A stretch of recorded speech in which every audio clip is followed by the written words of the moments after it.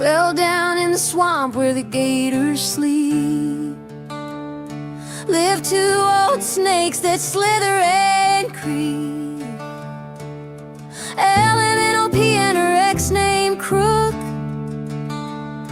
they wrote the con in the Facebook book. Disabled, they cry with a teardrop tweet, but they march all day in the campaign heat. Oh, the grift is up, the jig is done. No more campers, no more guns. You beg for turtle food and lies, but now the sun sets on your alibis. You fool the town with the tears and cries, but the curtain's getting torn off tonight.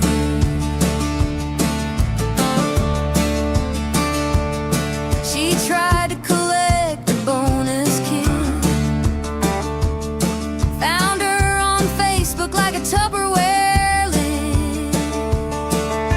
Shed in the yard where the AC died. Summer in Florida, no place to hide. Crook grins wide with a GoFundMe link, says barn door dreams while the outhouse stinks. They ain't got jobs, they say they can't walk, but they sure got time for mudslinging talk. The slander's free if the check is too, and JC's bragging about what he do.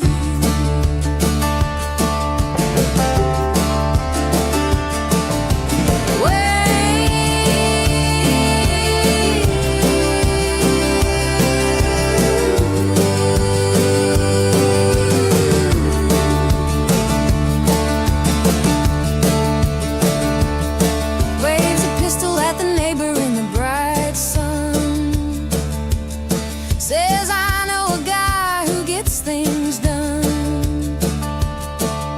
Threats online with an unclean hand.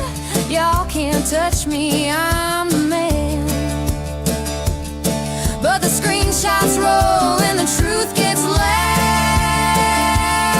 Even snakes can't hide in a digital crowd. Yeah, the grift is up, the gig is blown. You can't hide lies in a barn dominium home. No more flea market treasure schemes. Your scams are cracking at the seams. From turtle chow to holiday scams, your tail's unraveling like Dollar Tree hams. So if you see a shed and a camper too, and a porch full of junk from 1992, just keep on driving, don't take that bait. That welfare rodeo's meeting its fate.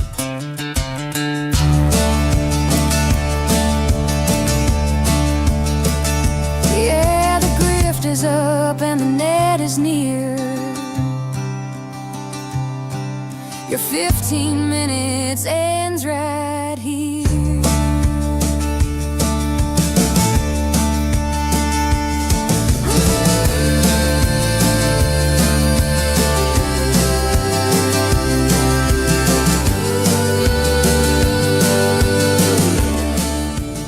And just because I watch a video or parts of a video doesn't mean I'm a stalker. Welcome back, everybody, to the show. Scams unraveling like a Dollar Tree ham. That might be one of my favorite lines ever written in any one of these songs. A Dollar Tree ham. Have you ever had a Dollar Tree ham, Tug? No, I watched someone eat gas station sushi once. Close, but Risky. That is very risky. very risky. Yes. I was like, oh, well, I don't think I would do that. They're like, it sounds like a good idea. I was like, this place had it had one of the most. I don't think I can say what it had as a framed picture in the bathroom. I don't think I could quote it in here. Yeah, it was a lovely takeoff of how much wood could a woodchuck chuck you know, except it used a certain profanity. How much could a I was like, yeah, that's very lovely. And they had it with pride. It was mounted with pride. Oh, Good Lord. My favorite yes. gas station bathroom of all time is the one where there's a switch on the wall and it says, "Don't push this switch." And when you when you switch it, the bathroom gets disco lights and like disco music comes on and like there's a disco ball and everything. Wait a minute. I saw what you did there. Now you're taking over my stream. Dun, dun, It's not dun, the enough. main host guy again. You know, it occurred to me, why is it that everyone is fighting to be your co-host? How come no one's fighting to be my co-host? It just shows who's really in charge around here. And it ain't me. I don't know, man. I've always been called Timbo. I don't know what your name is. Yes, the chat is noticing how dressed up you are this evening. That's because he's taking over the Tonight Show, guys. They called That's after my action news firing. report. That's my actually action news. Yeah, that's when I try to get in there with the best. You know, oh, Megan, this just in. You know, tonight I'm taking over the late show. Back to you, Tug. It couldn't be any worse. That's for sure. God, those late night shows are so awful. They are so bad. None of them have been any good since Johnny Carson. Get You off know, my side of the stream. What- Carson was the best at late night. Well, you know, they talked about, I saw the arguments on it, and they were like, you know, well, what made it really good was all this political stuff. And I was like, yeah, what turns people off, you know, is no matter what you think about it, you know, every night being that kind of stuff, it gets really boring. It's really old and really divisive. And when you're alienating half of the country, half of your viewers, it's not fun. It's not funny. And I actually put up this video the other day of Johnny Carson talking about that, saying, you know, people tell me that I've got this big platform and I should use it to create change and get political. And I don't think that I have a right to do that. I think you're supposed to be entertaining. You know, I'm supposed to entertain everybody. It's like when Michael Jordan said, you know, Republicans buy shoes too. And I mean, when we do a show, we're doing a show to, yeah, we go over important stuff, but we entertain, you know, that. And the greatest sin, I try to tell people when they start this stuff up, you know, the greatest sin having a channel is not being entertaining. If you are boring, people will always they will find something else. It doesn't matter if it's a worse show than yours, as long as they're entertained. True. I mean, speaking of boring, could it get any worse? I thought you were going to pull up a picture of J-Hip. I mean, speaking of boring, you want this for your co-host? Look at this pear-headed loser. I'm just kidding. Actually, Jay makes me laugh a lot. And He is. He's funny, like for real. God, like he's all so joking funny. aside, everybody should know that that's all. We're just cutting up with it. My goodness. Yeah. So Bruce, happy birthday, by the way. wait a minute. It's For not the Bruce's special girlfriend. birthday. Oh, well, I'm sorry. I only read it. It shows you it's not my show. I only read the first part of it. It's his special lady. Happy birthday, friend. Bruce. Wait a minute, Bruce. Are you telling me that you have a special lady friend?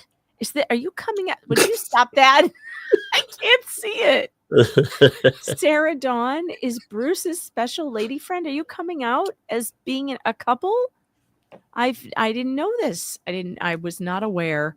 Well, congratulations, you two lovebirds. Hey, happy birthday, Sarah Dawn, for real. And happy birthday, Sarah Dawn. And I'll pull the birthday song out later too. We'll do that later.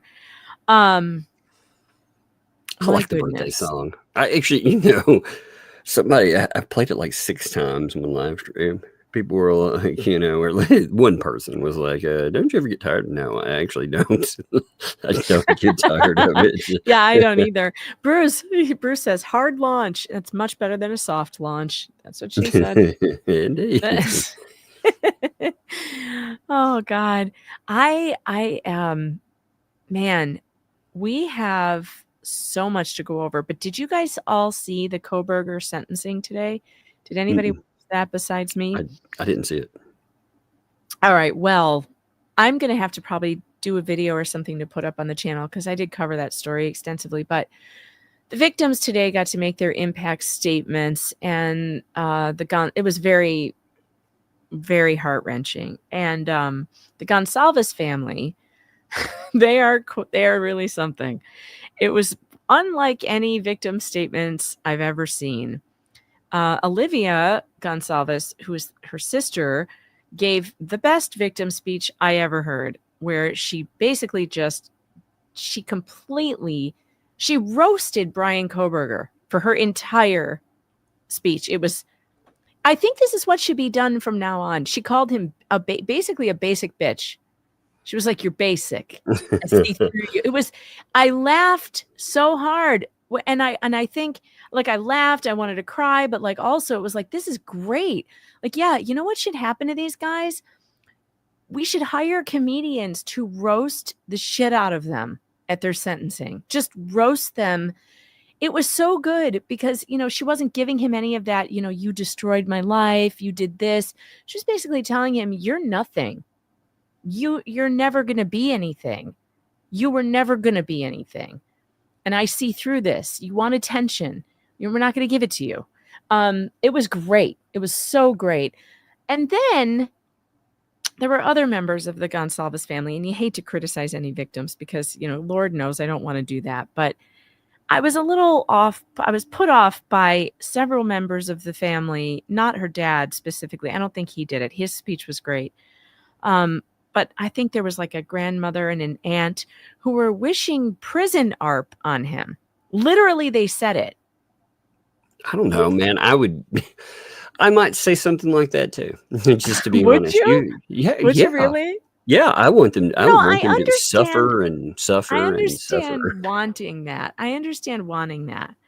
I don't really think it's appropriate for court. That's my moment to speak. I would. Well, that's true. But like, I noticed that the judge quit thanking people after that for their statements. The youngest sister said something like, no, it wasn't a sister. I think it was the aunt who said, you got all A's in college, but you're going to be getting the big D in prison. That's actually good statement. He deserves that. It was what we need to do, as a society, what we need to do is demystify these type of people, because there will be shows and everything else. There will be all this material covering this guy, and he will become infamous. And unfortunately, the infamy draws these people, and it makes them do. I'm not saying that it's the only thing that makes people do terrible things, but people, they are drawn to that. And no, I agree with that. I agree with that totally. It's just that as a person who believes in justice, as I do, I don't like prison justice, and I think it's an indictment of our culture and our society and our prison system that goes on to the extent that it's become such a joke. Yeah. I don't like that. It's not they talk about open secrets. Well, it's not a secret. you know what goes on in prison. I don't understand why prisons allow it. I don't understand that. How do you control people that have nothing, though? If you give them, if they're in cattle prods. Right? Yeah. Well, see, you can't. You don't get to do that. It's the same thing. Like why prison living doesn't work either. You don't get to cattle prod them either. Well, I mean, I think you have a lot of leeway where prison violence is concerned, where you can stop it. And if you have to keep them locked up in their cages all by themselves all day long, then that's what you do. I don't think it's okay or acceptable for the state to run facilities where the prisoners are being ARPed and assaulted. No, I don't think that's okay. See, that's you and I in our rational minds, though. If it were my loved one, I would definitely wish the most terrible, horrible things on them every day. Sure. But also Because think about the innocent people in prison who are putting it, because there are plenty of those. Prison should not be a dangerous place to send people. It's supposed to be a place for rehabilitation and punishment, but punishment that is not cruel or unusual. And I think we believe that. We're supposed to believe that. That's what's in the Constitution. And yet it seems like there are always people who want these horrific things to happen. I don't know. It just bothers me. It bothers me. And I'm not saying that he doesn't deserve all kinds of horror. I mean, obviously. No, I hear what you're saying. What's worse is we corporatize our prison system. We rent it out to the lowest bidder, and in that we don't put any clause in about actually taking care of things like that. That's the thing. Hey, if we're gonna give you contracts for this, you can't let these things happen. They shouldn't, and they should be getting, the prisons ought to be getting punished for allowing those sorts of things to happen. But then again, here's the thing though, and like Texas showed us this. If you can't take care of children that are put into the system, how the hell do you take care of prisons? Right. So that's our problem. It's a big problem, and trust me, if it were my family member, I'm sure that I would want all manner of horrors to happen to that person. I just think as a member of a civilized society, you have to draw a line somewhere, and that one is one for me. But I get it. Believe me, I get the rage. I've been wishing the worst things in the world. You're talking about the victim impact. Oh yeah. Yeah. I mean, I get why. I mean, it's not like I don't understand it. Obviously, I understand it. But yeah, I think I'll probably go over that on the channel at some point in a day stream, because there were two or three statements that I think really should be heard over and over again. And Olivia's was one of them. One of the things she said to him, a couple of things she just attacked his ego. She said, "How does it feel to be so stupid that you would leave your DNA, that you would be caught almost immediately? You're not smart. You're not special. You're dumb." It was so great. It was so great. It was everything that you would want to say to this guy. You think you're so smart. You think you're so dangerous. You're so in the shadows, but you're not. You're not. You're a fuck up. You screwed up. You couldn't even get away with. You have a PhD, and you left your DNA at a crime scene. Wow. It was great. I think more of these guys should be roasted like that in their victims, in victim statements. Don't tell them, save all the stuff about how much your loved ones meant to you and what your good memories, save it for the funerals, and tell that idiot, that evil jerk, what he really is. Instead of giving him the satisfaction of hearing about all your pain, just turn it right around on him. Tell him who he really is. Because these guys, they think they're special. He thinks he's going to be famous. He thinks he's going to be lauded, books written about him, and all this other stuff. It's like, no, dude, you're just a loser. I think she called him the only thing she didn't call him was an incel, and that would have been great too. But she called him basic, stupid. It was great. It was just great. I loved it so much. See, that's funny. Oh, a wannabe. She called him a wannabe, which was so brilliant. He wants to be some feared, legend of a guy. And he's like, you're worthless. Yeah, I think for a while, we have so many shows about these type of people. And they're monsters, And I get, as society, we wonder about these things too. Unfortunately, I had an epiphany when I was watching Lifetime one day. I was like, to have one of these shows, there has to be at least two lives ruined. There has to be the person, the victim, and there has to be the perpetrator. Every single show. And that's minimum. That doesn't count family damage or anything else.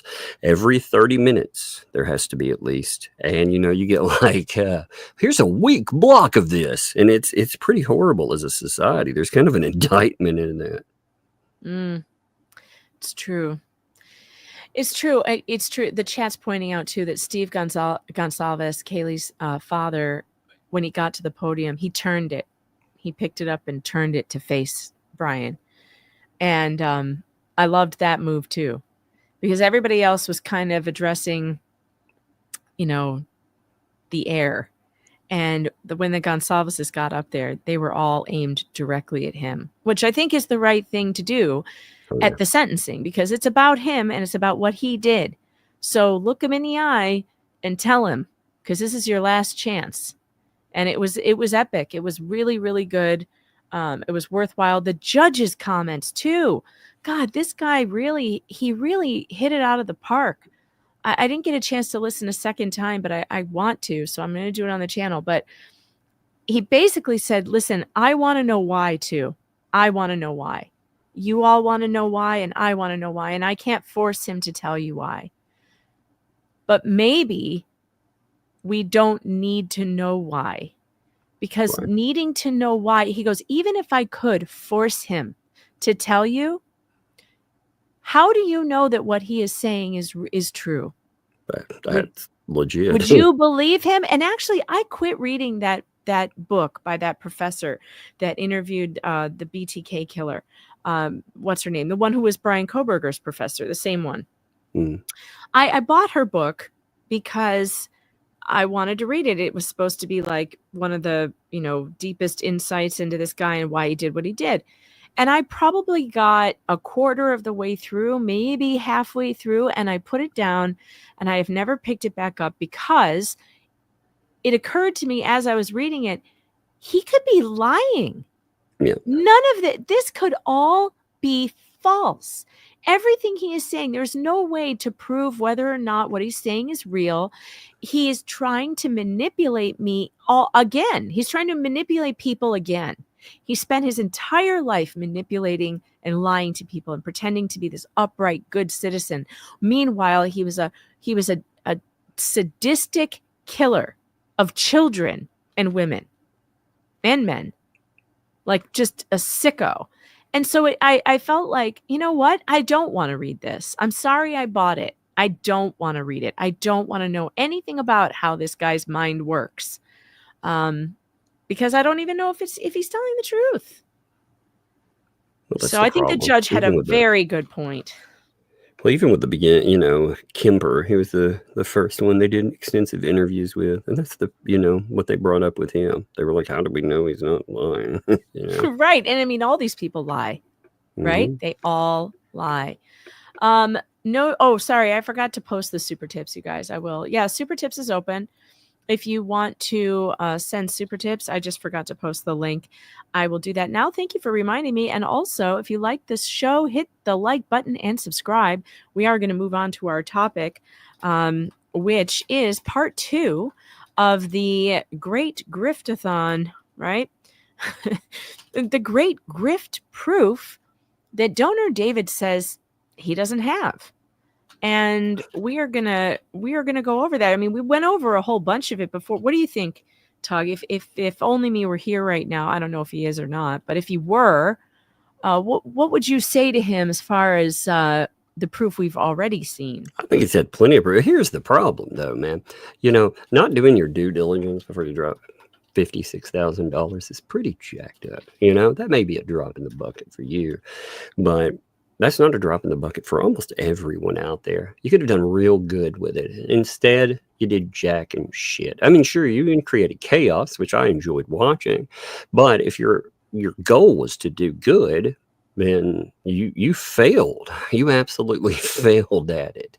So, I mean, that's the problem. Nobody wants to be honest with this dude. Like that's something that disturbs me, because almost everybody that talks to this guy, they sugarcoat things. I don't know if it's because they hope they'll give him money or whatever. I don't feel the need to do that. And one of the things it's disappointing, because I don't think this guy learned anything from this. From these people treated him like garbage, like absolute shit. They did indeed. And he accomplished nothing with that. What should have been life changing It did change some lives. Well, I mean, maybe it did change some lives. Just are those the people you really wanted to, that for? Ugh. Well, I mean, he wanted proof, and so far we've gone over. Let's You've let's given bring him, this up. you've given him an ocean of proof. I mean, This is just the overview of. Wait, what's the problem? I have something on the screen. Okay, there we go.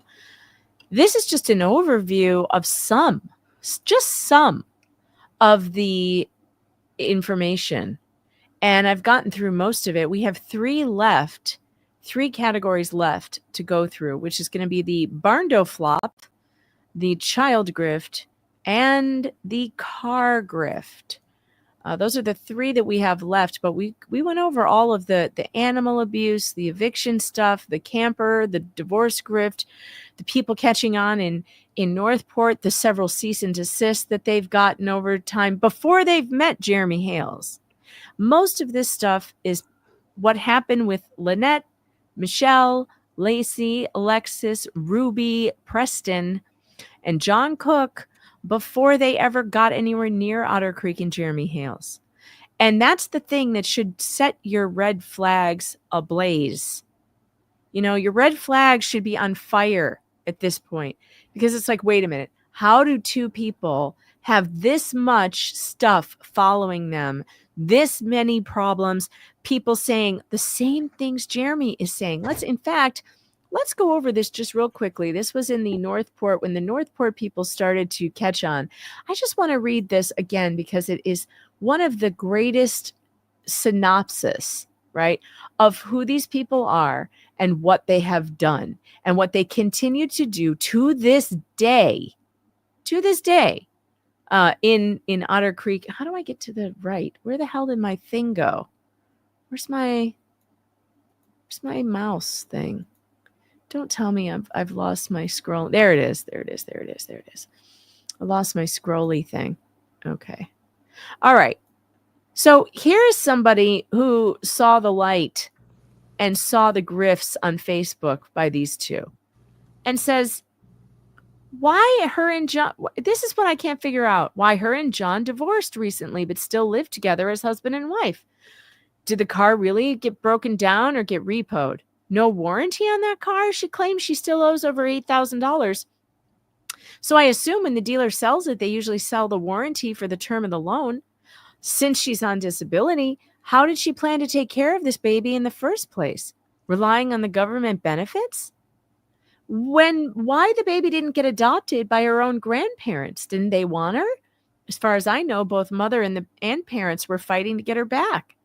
If they knew the baby mama was drug addicted at the time, why did she allow her to have access to prescription medications? Did she enable addiction? Even on disability, people can still have part-time jobs.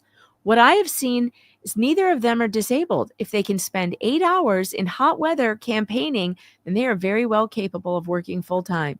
Is John disabled too? Looks like he's got plenty of time running his Facebook page. Why not find a job that allows them to pay their bills and stop constantly asking for a handout? She's been holding lots of garage sales. Why not get a part-time job? State, I'm sure, will help with daycare expenses. There's always something, needing money for this and that. First, it started by asking for money for turtle food. I guess that didn't work out well. Then it's her medical needs, then the adoption fee, then baby, medical bills, then car, etc. It's always something. If they're both on disability, food stamps, Medicaid, WIC, and all other available help, why do they always find something to ask money for? Did they get divorced so they could get more benefits? These are all questions that Jeremy Hales has asked. And there is no reason, it's completely reasonable to ask these questions. And he's being pilloried because he's asked the exact same questions that all of her neighbors have asked in the past. So I think it's important for David, the donor, to see that. I think it's important that he knows this is not the first time that Lynette and John have been in controversy. So we're going to spin the wheel. You ready? You ready to spin the wheel, Tug? I'm ready for it. Here we go. What's it going to be? What's it going to be? Oh, Barndo flop. Great. This is perfect. All right, we'll take that out and we will move over to the Barndo flop. Hey, by the way, there are about 2,500, actually over 2,500 folks watching. If you like this, tell people it's live. Also, like, and most of all, too, if you enjoy this content and all the work that went into it, because it was a lot of work putting all this crap together. It was. Yeah, it definitely was the whole time. I saw it come together. It's like, whoa, man. But if you like it, make sure that you support. Make sure if you have it, send the EO breadsticks, Megalodonus foe. Encourage that level of professional. I appreciate that, Toggy. Mm-hmm. Super Tips is so fun too. There's just all the AI voices to get into over there. I really like Super Tips. And Super Tips, they give 90% of the donations go to the creators, which I really like and appreciate. Google takes a whole heck of a lot more than that. So it's nice to support a small upstarting company that is helping creators. All right. This is going to get good. I love the Barndo flop. So this is where David the donor comes into it, right?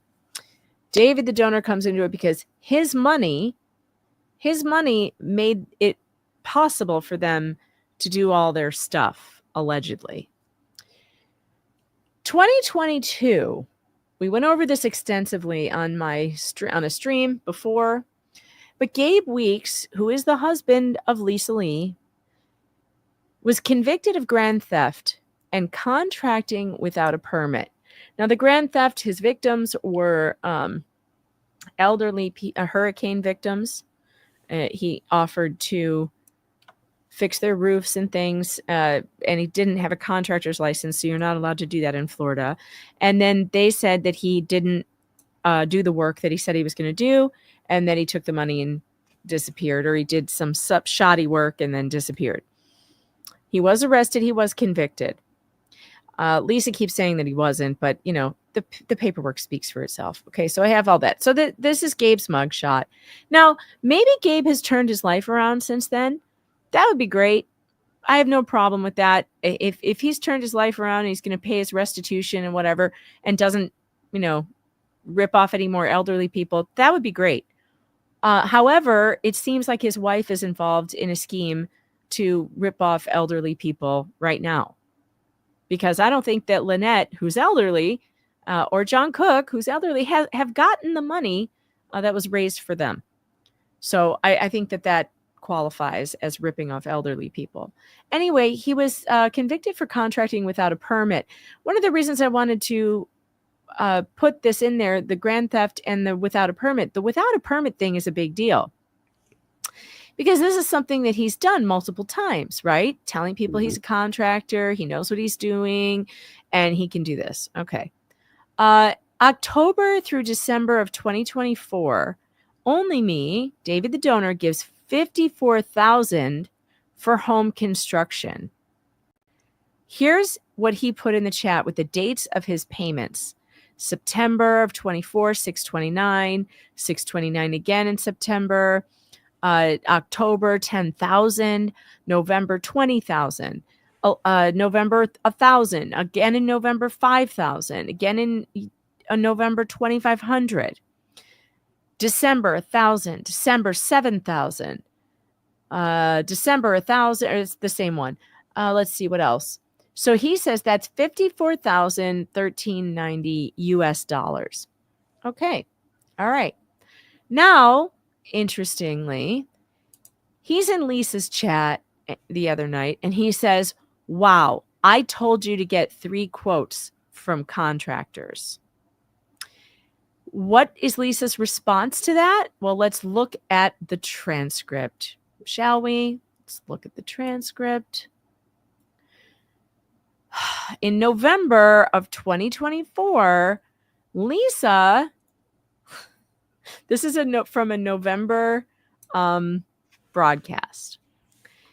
Gabe walked the property. He he filmed some of the tortoise pens and stuff. And he went into the barn and he saw like the stuff that's been done with it and what needs to be done and stuff too. So yeah, they looked at some of the things going on. So things are going to start happening. And the thing was getting the fence first. That was the whole thing. Stop telling secrets, blah, blah, blah. So instead of getting 3 contractors, she sent her husband, who is not a contractor, who, and I've checked, he still does not have a contractor's license in Florida. And he's been convicted of grand theft and operating without a license. She sent him instead of licensed contractors. Does that seem like a good idea? Perfect idea. It seems like it fits with everything else that we see from these people. Oh, Lord. I mean, this is not good faith. This is not a good faith. And look, I'll say this for Gabe. Out of all of these people, I will say that Gabe has the best attitude as far as, people talking about his criminal past. It's public information. And he's like, I don't care. I'm like, okay, great. That's good that you don't care because it's out there and you did it. And if you're reformed and you're not doing that anymore, that's good. That's great. Keep it up. And I appreciate his attitude about it.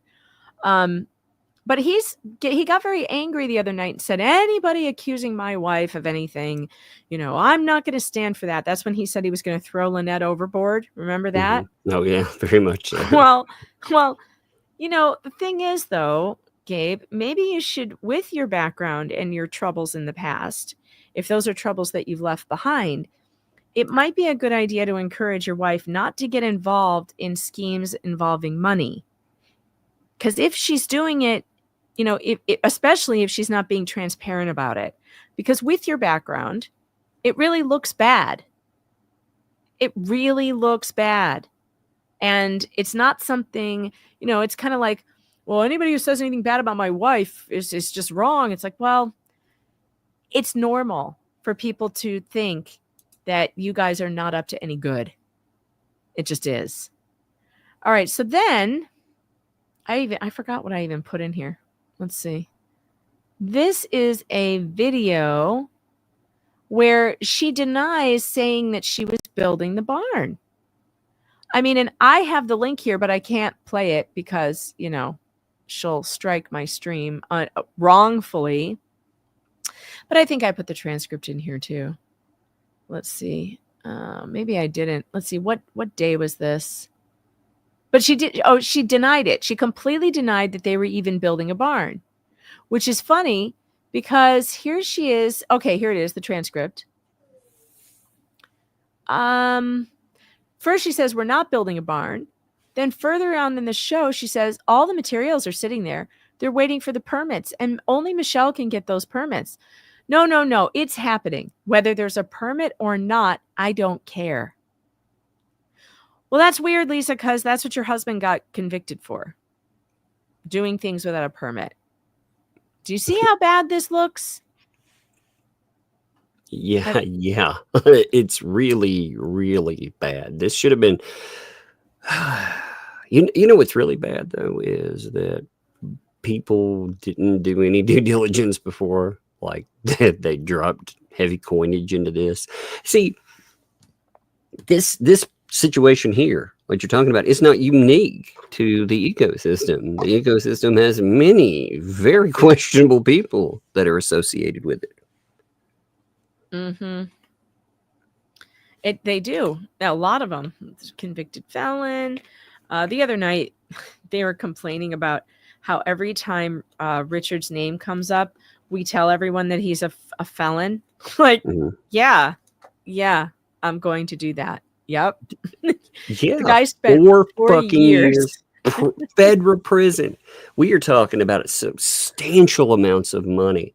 Lied. Oh my God. It's The not public just has the right to know who. it's fraud, strong arm extortion, and on top of it, You think about how much lying comes with that. That's the thing that gets left out of it. In order to commit the fraud, we always look at the money, we look at the crime, but we don't look at what layers in there. It's a lot of lies. So you want to trust somebody like that to be your source of information on anything, you know?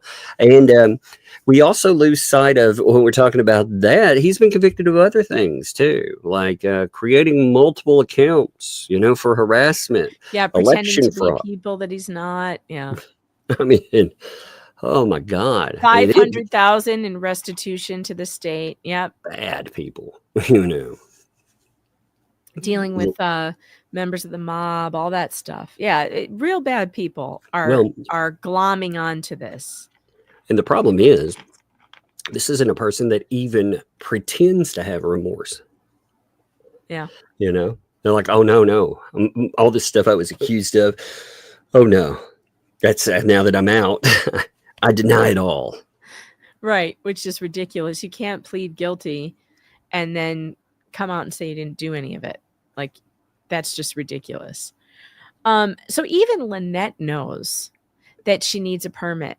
So Lynette came out and contradicted this almost immediately to answer a question I've gotten from workers and messages about camper. The camper was a lemon from the purchase date. The camper was 2 years old. And once in it, so many things started going wrong. The toilet ball flusher would stick all the time and make it run. And it Did I hear that toilets in campers don't have ball flushers? That's what people were telling me. I was like, yeah, wow. I don't know that for a fact because I've never had a camper, so I don't know what kind of toilets they are, but that would be really funny, by the way. Anyway, that's neither here nor there. That it would stick all the time, making it run. It flooded several times when we were not home, so I bought the whole thing and took out the toilet, watched a video, and replaced it. Well, that didn't really help. The repair guy said they are crap toilets. Pardon the funny. It flooded several times after the repair. The water caused severe damage to underside of camper. The hurricanes with rain that blew the water in just on the slide, and it grew the blackest mold that looked like dirt piles. Even cleaning it came back. My headaches and my sinuses were bad. We were told by a mold company to get out of it ASAP, and that's what we did. I did not want my little girl sick from mold. The camper had also developed an electrical problem, and we replaced the main brake, and then it started shocking us after a bad storm. I was over it. I called the bank and said, come get it. No big secret, no big story. I simply didn't want my baby sick. Point made. Now we will work on getting the engineer paid, and I'll go get the permit reinstated, and we will learn how to frame, I guess. For those that believe you can build without a permit, and this would be towards Lisa, the answer is a big no, you can't. If you do that, you're opening up the county being able to make you remove everything done without a permit. Yep, that's true. So you need the permit, y'all. Oh, God, she didn't even put the apostrophe in, Tug. Look at this. Oh, God. Look at this. Look at this, y'all. Oh, so bad. Abomination. There's the big bad truth. Okay, well, so even Lynette knows that you know, Lisa and her, we're gonna build it whether there's a permit or not. Like, yeah, you can't do that. No. And I realize that you think you can because that's the way Gabe operates or something, but no, you can't. So that's a whole thing. But here, now look at this. Here's just a few examples of Lisa raising money, promising a finished barn from November to December of 2024. Let's look at some of these transcripts that I pulled from several shows from November and December. And I wish I could play for you the video, the clip of her. And I guess I didn't pull the transcript where she says, we weren't building a barn. Maybe we can do a Rumble exclusive after this. We'll shut down and do Rumble. All right, listen, if you guys want me to do Rumble exclusive so you can actually hear her say that they were not building a barn, then, you know, you let me know with super tips and super chats if that's what you want to do. All right, because we'll do it in that case. Tug, do you want to read this little transcript? Let's see. Where does it start here? Oh, yeah. So I have it highlighted where the barn part comes in. If you want to back up like to the full sentence, if you can even figure out a full sentence from this. I don't know if I can figure out what the hell. Their life, they can tell they own life. You know well. I know he's filming Christine. What is this? John Carpenter movie? Stephen King's Christine? What's going on? I don't know what to say. I know. You know what's bad though is the lives. Like I thought the transcripts were just bad. It's not. It's like the lives. It's the it sounds just like the live. It does, you know. It really does. Oh, Christmas. We're gonna have a barn party. Yeah. Woohoo. We're gonna have our barn party there. Wait, you skipped over. You're over here. You're still Man, over I here. don't. Junkyard, win the fence. Oh yes, Slumtown, yeah, barn style. What is this code? What the fuck are they? They're like, we're gonna attach code so Megan and Son can't hear us because I'm a supermodel. You're like, what? Oh shit. It's gonna be awesome. There, yep. They're unwilling actors. Yep, gers. Members should start at 25. Did they say? Oh, are they saying $25 memberships? Is that what they? Yeah, but I mean, I don't know. Members to the side. I can't see the bottom of the thing. Members should start at 25. It says $25. Are you kidding? Wow. And he being horrible. They're talking about Jeremy's memberships. I think. Oh, okay. I was like, what? Their membership? So you can see right there that she says the barn is going to be awesome. The barn is going to be awesome. Okay. So here's this one. At Christmas, we're going to have a barn party. It's going to be amazing. Yeah. Thanks so much for the whatever, $3. Okay. Then we have, let's go over. I think I put them. They're not in any particular order. These are all from different shows. Okay, look at this.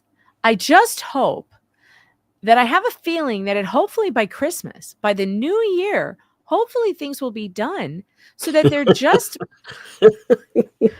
by Christmas. Yeah. By the new year, they're just more than happy as they can be. The barn will be done. And, you know, obviously the fence will be done by Christmas. So you'll see. Really? And she said they're not building a barn. Huh. Her lies will crumble on Rumble. That's funny. Now, look, here's more.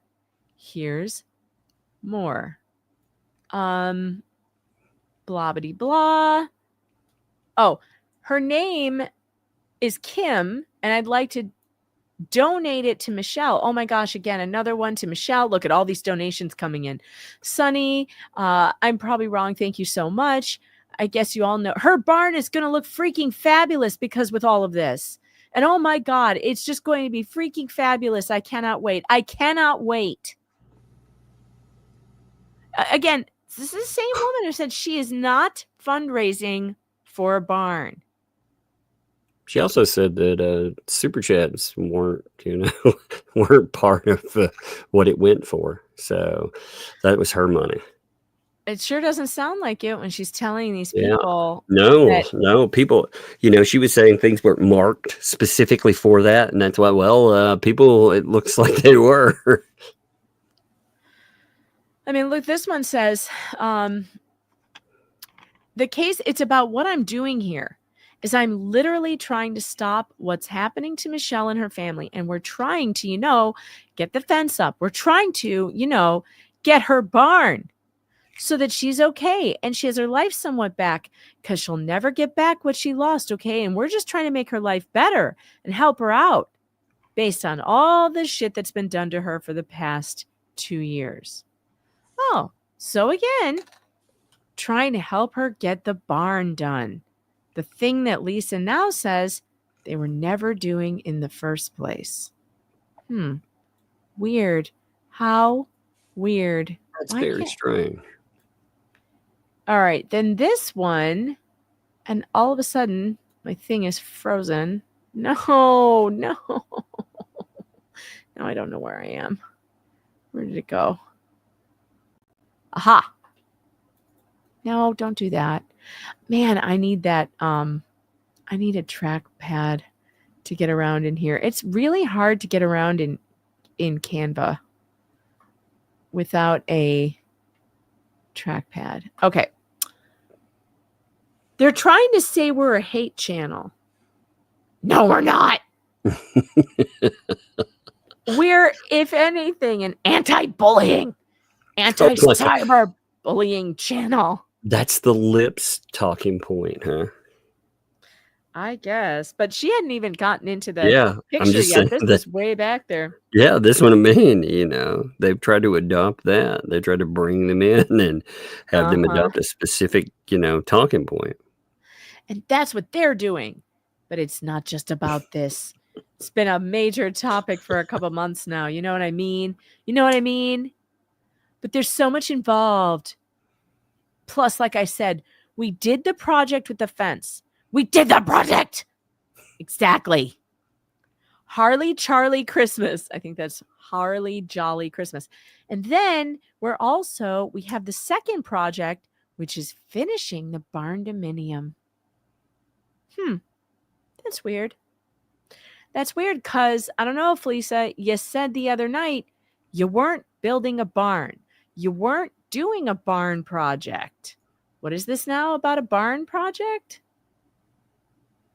Then, and remember when they said the cruise? Remember when they said the cruise was a joke? Yeah. Yeah, they weren't talking about it like a joke. They were like, oh, and then there's the cruise. Yeah, they brought it up like multiple times. Like they were, they wanted to have a cruise. They wanted to do this. You could tell it was going to be a grifting talking point because they kept switching from topic to topic to topic all the time. And they thought, what would be really fun? People would love to watch us all take a cruise. It's like, God, although I would love the content out of that. Oh my God. Oh my God. By the way, I just happened to watch a new Netflix show about their cruise. Did you know there's already a Netflix documentary about this? Oh, cruise? yeah. So I haven't watched now, that let yet. me get did you watch it yet? I have not watched that yet. Oh my God. Hold on. Let me see if I can even, I don't know if Netflix will let me share the screen. Yeah, I'm not going to play it or anything. Them the title of it and the thing. So gross. Yeah, when I saw the title, I was like, I don't know if I want to watch that. Oh, you do. Trust me, you do. You want to see it. I laughed so hard. It was a really well done documentary.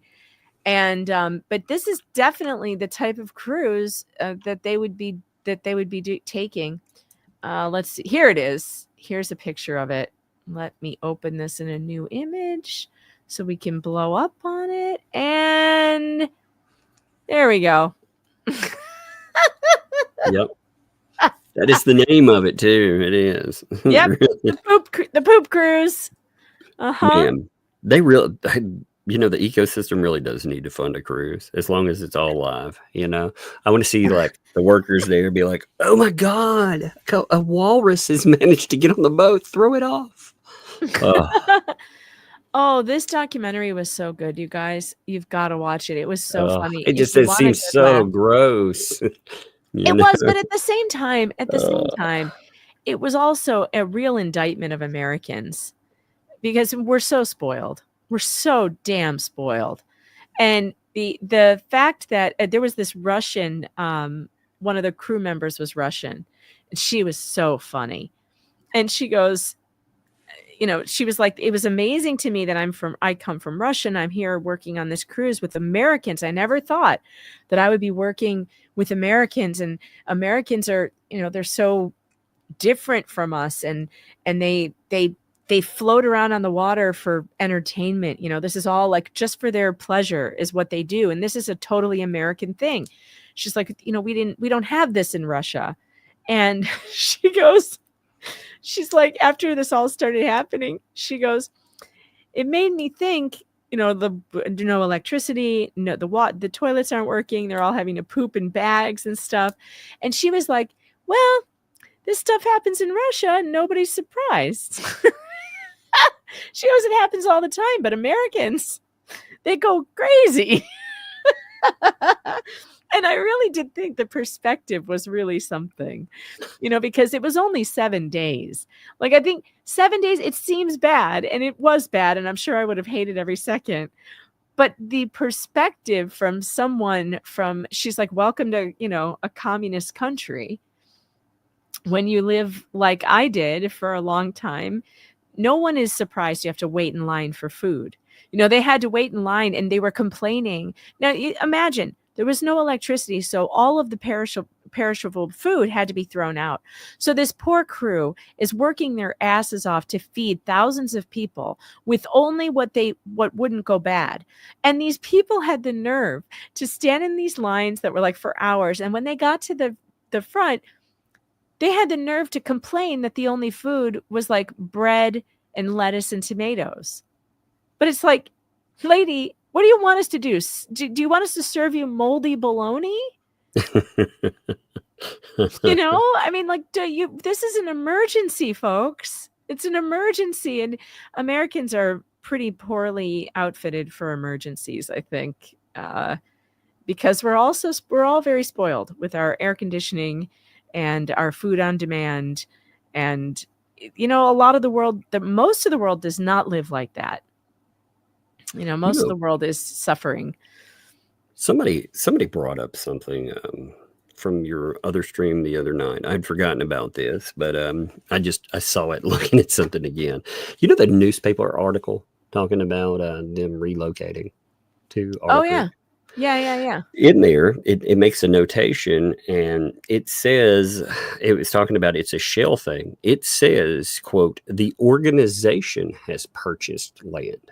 Yes, it did. In fact, I think that was, where was that? Was it under, I know. It was under the turtle thing. Yeah, it was That was over interesting. here. Somebody had noted that. I can't remember who. I made a note of it. I'd give you props because it was on it was right out in the open. So obviously I can't remember who it was. Dang it. I'm having the hardest time getting my mouse thing. Why does it keep getting so small? I have to figure this out. It's driving me nuts. Why is this so dang small? It's making I don't even know what you call this thing. The thing where you pull the bar over. Oh, do I not have it? Maybe I don't have it maximized. How do you make this thing bigger? That's what she said.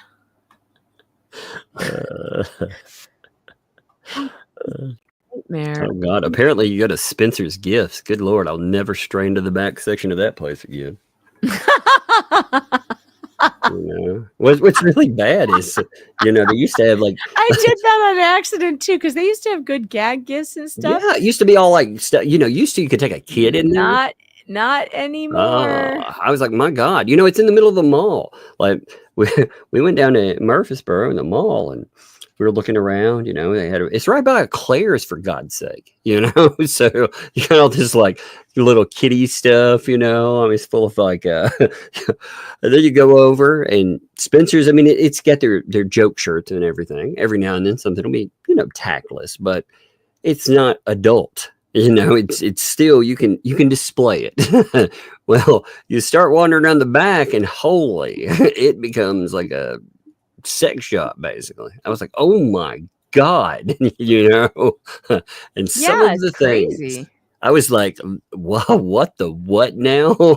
Some of the things I saw there, I was like, you got some really messed up people in life. Oh yeah. I realize you may like that kind of thing, but devil horn prodded, what is this?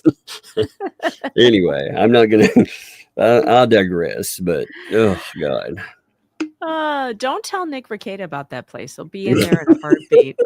We don't need any more problems for him. Broadcasting live from from Spencer's. You'll be at Claire's on accident. He got the wrong store. He's like, they told me it was a great place. Oh shit. I found out watching one of his streams the other day that the Baldo company offered to let him buy the company because they were selling it. How funny is that? Oh my God, that's hilarious. And he was tempted to do it. Oh my God. Could you imagine? He's like, I'm not just a client, like the hair clubs for men thing. I'm not just a client, I'm the owner. Oh, I would have been so mad at him if he had done that. Oh God, he needs No to. more Baldo. No, stop. Do not. Yes, that'd Don't be you good. dare. No, the Yeah. opportunity has passed. Oh, You that's don't. sad. You could have like a tattoo of it on him and stuff. God, not another cringe tattoo. No. You could replace the wolf with it.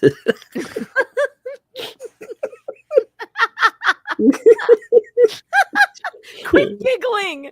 I hate it when you do that because then I'm going to start. I can't help it. It's so funny. You're just imagining it. You know, now people get cover up tattoos. It's two wolves and a Baldo. Oh Lord, what a terrible thing. Chat, do not ask what a Baldo is. Yes, if you don't know what we're talking about right now, you don't want to know. Do not spend your time looking it up online. You do not want to know. Google it. I did not want to know these things. I did not want to know these things either. I was forced into it. Oh, I have learned so many what the Baldo horrible guy things. said, by the way. Oh my Lord! I mean, forced into it should be their motto. That was forced into. Oh my God! It's like the one escape room you don't want to be in. That should be the Baldo tagline. I was forced into it. Oh, good God! Or it could be like an escape room for your bedroom. You're like, what? What?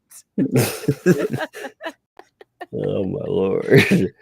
Oh Okay. my God! Okay, my throat's starting to close up. It's so bad. So gross. Breathe. Hold on. Yeah.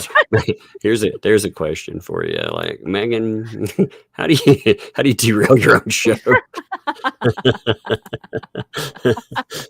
Well, I've got the right icon up for. Well, we both, as you can tell from comments and stuff from live streams, we both are very apt at taking things and just running them off the tracks on our own. But when you throw us both on the same show, we spectacularly we can beach that whale.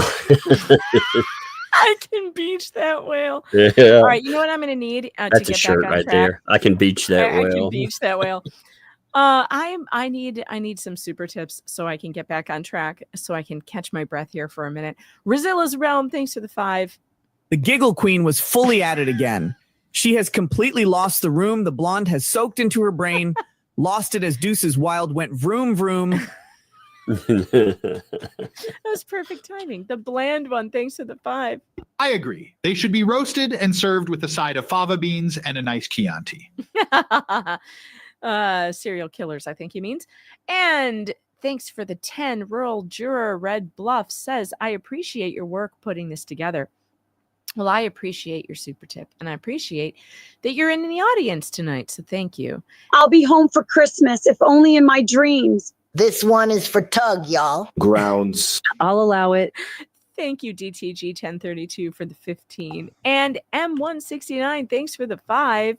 Megan, what made you think I don't know about Spencer's? Megan, what made you think I don't know? There's no chance he doesn't know what's behind the scenes. He's probably a stockholder in it, you know. Could be. He could be. Probably. Oh, Lord. Oh, you know what else I learned on one of his shows the other night, which I cannot even believe? So not only does he have the cursed Sonichu medallion that we've already talked about, but you know the Pope hat? Yeah. I thought that was just some weird costume thing that he had, right? Oh, no. That was gifted to him by some weirdo cult member who was in a sex cult. Well, that's really bizarre.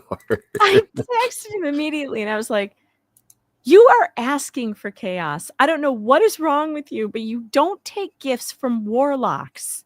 What is wrong with you? Oh, Here's some good life advice, folks. Never take gifts from warlock sex cult people. Okay. That should be like life advice. Don't do You shouldn't even have to tell people. That's how I feel. I feel like that's something you shouldn't have to say. But there are certain people in your life that you have to say. You have to say to you. Oh God, he's a dumbass. Everybody's got one. Star's got Jay. I have Nick. That's just that's what it is. It is what it is. I love messing with him though. I know. All right, let's see. I figured out my zooming problem, so I think we're back on track now. I think we read that one. I think we're on this one over here to the right. You want to read this one? Speaker 2. Let's see. Give me a minute. Speaker 2. They couldn't figure out by me telling everybody we went to Lowe's to get a privacy fund. You see what kind of shit they come out with and how much things cost and blah, blah, blah. You see how far they went with all that shit. I can't imagine that shit. That's the way I imagine them in my head. Really damn bad. That is to tell you, they're going to say when it comes to the barn, they have no idea how much has to be done in there and how much it's going to cost or whatever. By the way, Only Me has not learned a lesson at all. Robbie, who talked shit about him too. People were reporting he gave them like $500 or so for a lawyer fees. So this guy was like, fuck him and giving his money back. And he's like, here's some more money. Oh my God. I swear, dude, And look at this. What's on speaker 3? They have no idea how much is already done. Well, we have an idea now. None.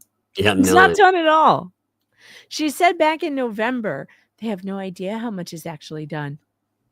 Well, how they much just is keep actually saying done? the same thing, You have no idea what's been done. Oh, okay. Well, why don't you? Nothing has been done. Like nothing. A pile of lumber is not work completed. That's not what that is. And then it says grifters, right? They're calling us grifters. Yet we're showing everything that's happening. Yeah, you can see there's a fence, guys. You guys saw the toys. You saw the decor. You're going to see it all laid out. Yeah. And then you're going to see the damn barn. Oh, really? Well, where's the barn, Lisa? What barn? Where's the barn? I haven't seen a barn. I've seen an unfinished. It looks exactly the same as it was before. You don't know how much trouble it is to make a $20,000 fence. We just don't know what went into it. Yeah, you have no idea. It's going to be give it about 6 months. It'll be like a $40,000 fence. God. Oh, you want to read this one? Read this one. These people hurt my brain. I know. Okay, and if you don't think so, that's on you. Okay, that's the way they always are. Okay, you got a community together. We put a privacy fence up. There's nothing bad about that. Okay, it's a good thing we're doing HG Christmas. There's nothing bad about that. Okay. The okay's missing. It's a good thing the barium. I think it's barn dominium. I like it better. It's a good thing the barium is going to get finished. Where she can sleep in the barn dominium. There's nothing bad about that. Okay. Except that it didn't get finished. Indeed. Hey, it was going to be done by last Christmas. Fun times. Yeah, last Christmas or New Year's, they said. Oh boy, we're not even on part 3, but I think I missed something over here. Looks like I missed. Oh yeah, I missed something here. What was this? This was one of those conversations. Yeah. Who is this about? Oh right, this was Bruce and Michelle or LMNOP. And him saying, you're a celebrity. but we don't want to embrace that. Oh, yeah, that's one of my favorites. If you put names here, I can mention it specifically to thank people. And and then she says, that's a great idea.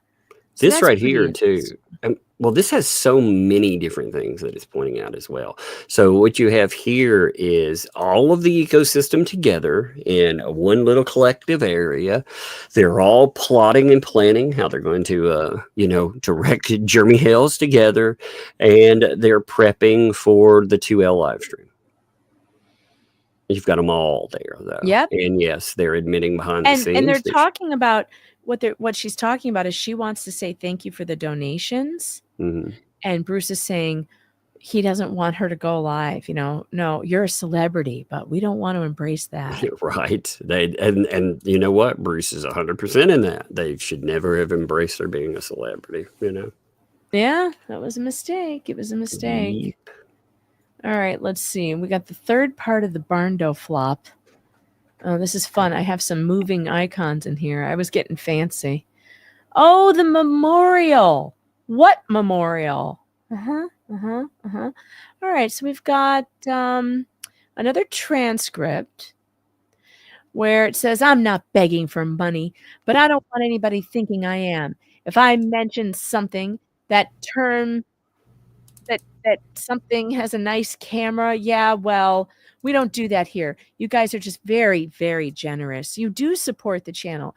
You've been supporting everything that we've been involved in.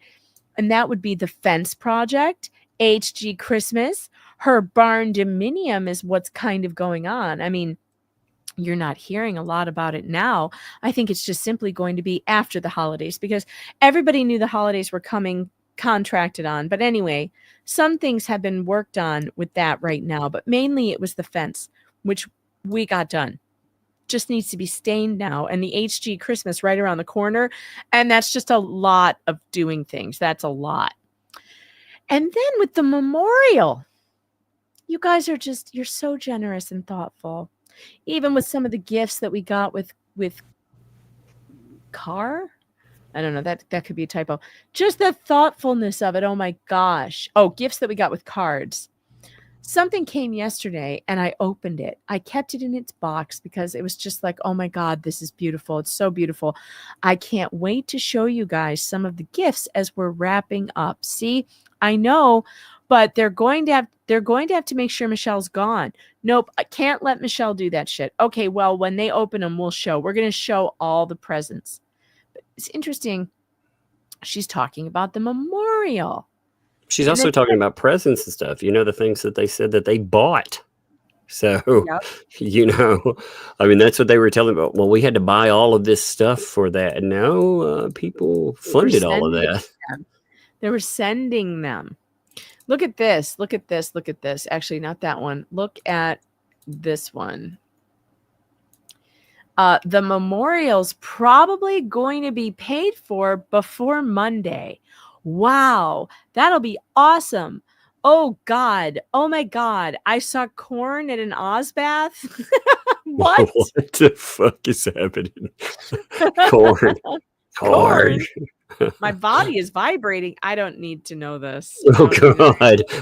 Bringing up corn, and then you're vibrating. Anyway, let's concentrate on the highlighted part. Yeah. The memorial is going to be paid for by Monday. Okay, but where's the memorial? That's right. There is no memorial. There isn't one. This one says, I'm going to hang on, and the barn, my friends, if you can't wait for contractors to just do their thing, I don't know what to tell you. Wait a minute, contractors? What contractors? Yeah, right. But they promised, I mean, this is the thing we were talking about. We said they promised contractors at one time. This is my favorite one. I want you to read it, actually. This is my favorite one of all of it. I just love the fact that they promised contractors, and you had only me just complaining that, and she was like, I didn't say I was going to get contractors. Yeah. No. She said, you were too cheap. You didn't give us enough money. If you wanted that, why didn't you pay for it? Right. And here she says, if you can't wait for contractors to just do their thing, I don't know what to tell you. So she's telling you November there's contractors. Yeah. I'm going. Hang on. I'm a supermodel. And then the barn, my friends. God, I can't do the voice very much. Yeah, don't hurt yourself. If you can't wait for contractors to just do their thing, I don't know what to tell you, but I'm going to make an ass out of every one of you. This is my favorite. Every one of you that is saying that thinks that because just like the fence magically appeared, so will people living in the barn dough. Oh my God, that's amazing. That's amazing. I'm going to make an ass out of y'all for the contractor. Yep. Yeah, I'm going to make an ass out of everybody. And who's the ass now? There's no barn. So are you the ass, Lisa? Are you the ass because there's no barn? Do we get to say you're the ass now? And here it says, oh, yeah, it's all freaking fake. Michelle is traumatized. How do you think she's not? She's definitely traumatized. What he's done to her and her family is so wrong. It's beyond wrong. And the fact that he thinks he's a smartass by filming over that fence. Okay, be that smartass because it's not going to work in your favor in the end. So concerned with all the sheep getting ripped off, etc., as that has nothing to do with what you're doing. Yeah, you want to come and you want to say shit about me. I really don't care because you know what? You trashed this family. You did what you did. Fine. Great. Guess what? We have a community here. We stepped up and she's got herself to self-offense. She's going to have her full barn fixed. And Holly, Charlie, Christmas, whatever, HG Christmas is happening. And it's not because of you. It's because of people here. Part of our community stood up and they made it happen with us. Again, she's going to have her full barn fixed. Huh. Weird. And then here, it says Robbie just donated $200 towards Frankie's memorial. I wonder if Robbie wants his money back. I have to go recount if we're somewhere between 6 tonight, 7. We're at 7. Oh, yeah, we're somewhere between 6 and 700. She said, yeah, just almost 7. Now we're at 9. We're close to 1,000 now. That's awesome. Only 1,500 more to go. We can do this. Wasn't she saying they never did a fundraiser? That people just sent money, and here she is acting like an auctioneer. We're at 7, 7 now 8, 7 now 8, 8 now 9, 9. We're at 1,000, looking for 1,500, and you bought it. Well, they're saying something costs X amount of money. That actually is them telling, even though prices always change. Interestingly, it's just like the barn dough when he gave $50,000, and they're like, oh, this is enough. It puts us past our goal. And then, no, there wasn't a goal anymore. That's right. You'll get there $1 at a time, baby. We'll get there. We'll get there. I will post something tomorrow on the community page. Let everybody know what we're doing. And hopefully what I'll actually do is I'll contact them again and I'll get a picture of what it will look like. It won't have Frankie's information on it until it's done, obviously, but we'll get an image of what it will look like to show. Anybody ever see that image? Anybody? And we'll let everybody know where we stand as far as how much money's there and what we'll need. So I'll be able to get the exact amount. I'll just have to look it up. Whoa, Nikki, thank you so much. Thank you so much, money. Yep. Yep. I thought she said there was no memorial fundraiser. Huh. Weird. Chats from, haters or germs, minions and stuff saying all kinds of crazy things about how, where the fence money went and where this is going, where that is going. It's like, holy crap. Do you not see a fence being put up? Like, do you not? You're going to see all. We're going to be videoing everything that's going on with the barn. You're going to see the HG Christmas. I did the fence a certain way. So people wouldn't think that there was any kind of funds going from here to there. Oh, really? And what kind of way was that? Where's this public accounting? and where's the video of what's going on in the barn? I thought you were going to video everything going on in the barn. Huh. Weird. It's almost as if, oh, I don't know. Wait, I've got a button for that. She lied. Maybe. We're going on 8 months past the delivery date that they noted, you know, for completion, and they've not done anything, you know. And now again, what should really disturb people is this quote of $18,000 left.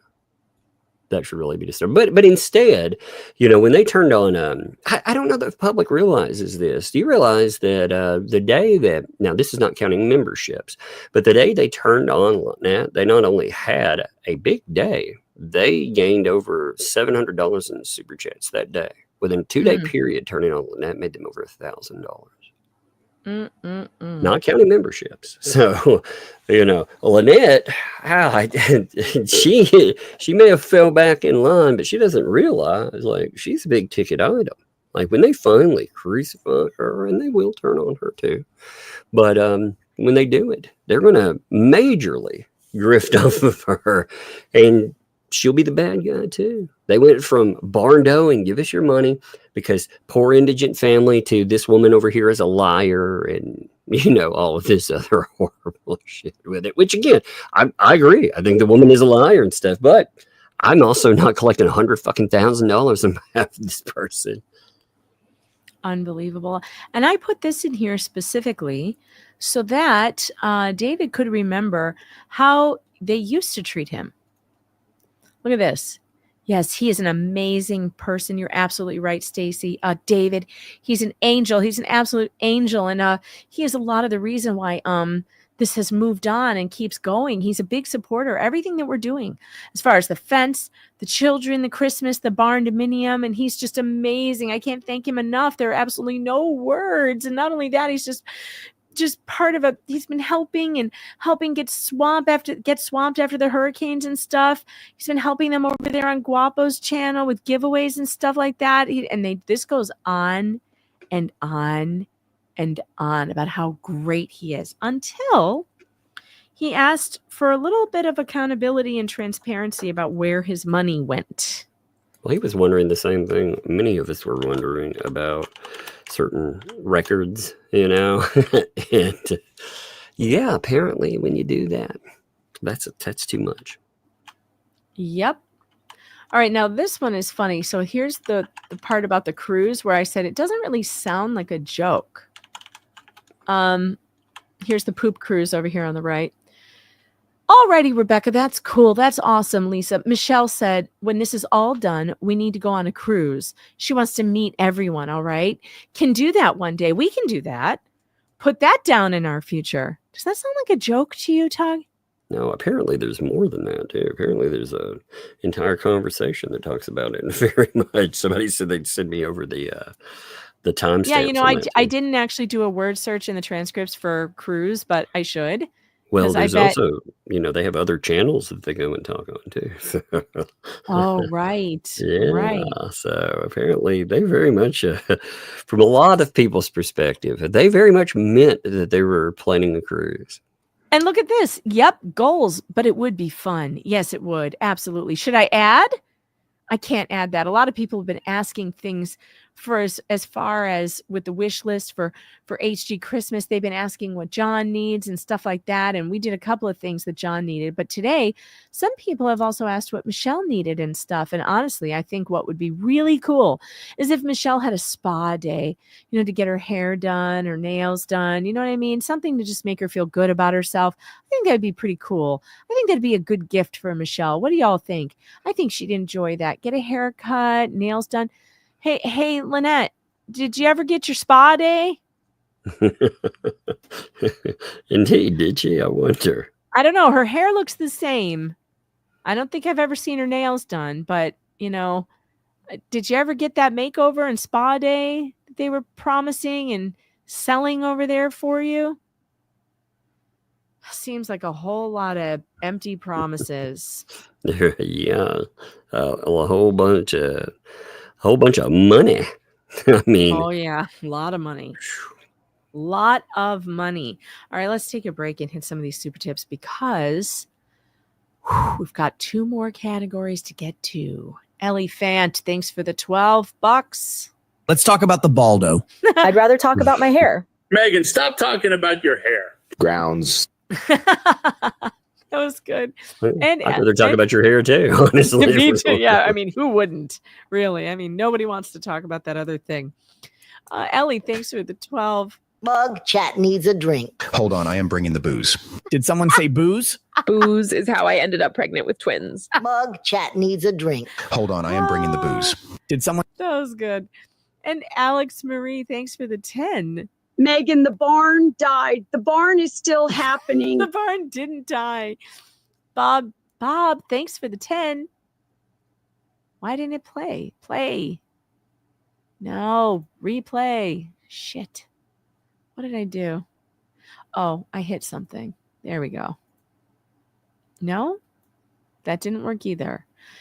Dang it, Super Tips. Hold on. I will make this work. I will make it work. Bob, there's yours. Okay, here we go. Megan, I booked us the poop cruise for next month. Don't forget to pack your blue bucket. John, oh no, Fleesa told me Megan is joining our cruise and she is bringing that darn birdhouse from Tubetown with her.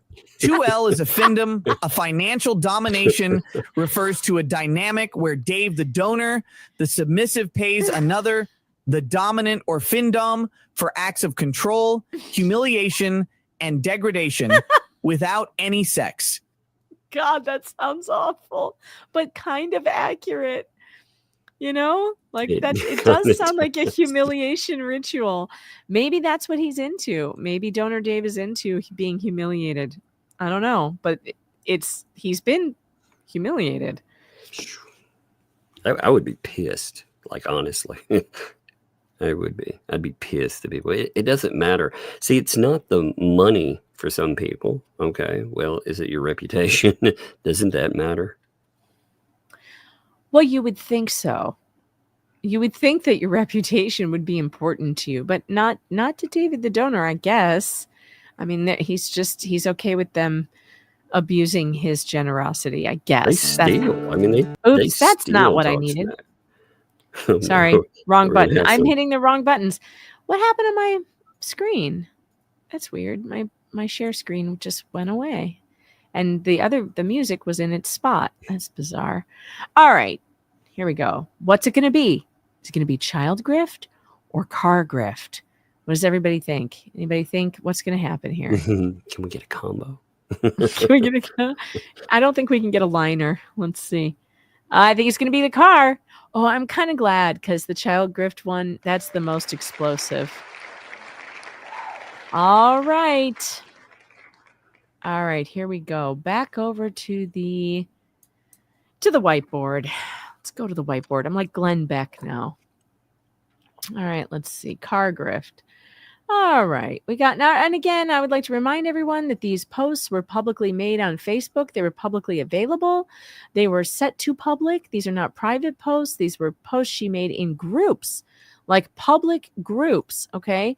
So Lynette Preston has a real problem on Facebook. She just can't stop telling everybody everything about everything they do. And so there's no issue in sharing this stuff because she posted it in public groups. All right. Now, this one does not have a year on it. Oh, but it looks like it was screenshot 4 years after it was posted. So this is an older post. So I drove the car. It does need a couple of things. It needs eventually the windshield replaced. It needs a bit of a door part of a door panel. But otherwise, I think the brake pads and windshield wipers. That's funny. Windshield wipers. Windshield wipers. But the car runs very good. It's clean. It seems like it'll be a very good car. And he will take $500 off if I can get this car today. It's $500 off if you can get it for me today, folks. $500 off. If I can get this, it's closing sale. It's a closing out sale. Final offer. If I can get this car today. So let's pray. Everyone pray that I get enough money to get the car today. I need $1,000 to purchase the car today. Thank you for your prayers and for your help from anyone who is helping us. Thank you. Thank you. God bless. Then we have a picture of my new car. This is in 2012. Then we have, did you get one yet? People are checking in on her. Going now, raised $500. Now raise money for gas and license. And then we are Florida bound. You can't pay for your gas and your license either? Like, what do you pay for with all the benefits that you get? Not just that. Okay, so they ask for money, with moving to Otter Creek, right? So they liquidated a home, and then they needed money, even though they just liquidated a home. What's happening? I don't know. But this picture really bothers me too, because it just shows, I mean, I don't know, she's always in chaos. And by the way, those of you who didn't believe when I had told you before that the LMNOP, when she was younger, she was really quite lovely. You can see it here. And one of the people I talked to from her background, who knew her in her days when she was a dancer, said that when she first met her, the thing that really struck her was how stunning she was. She had very bright blonde hair and very blue eyes. And she was, it explains how she had 7 husbands. I mean, this was a woman who was used her. She had very good looks, and she would use that to her advantage. But what's funny about it is that this picture, the stuff, she's always in chaos. There's just so much stuff and clutter everywhere around her, and it's the same at Otter Creek.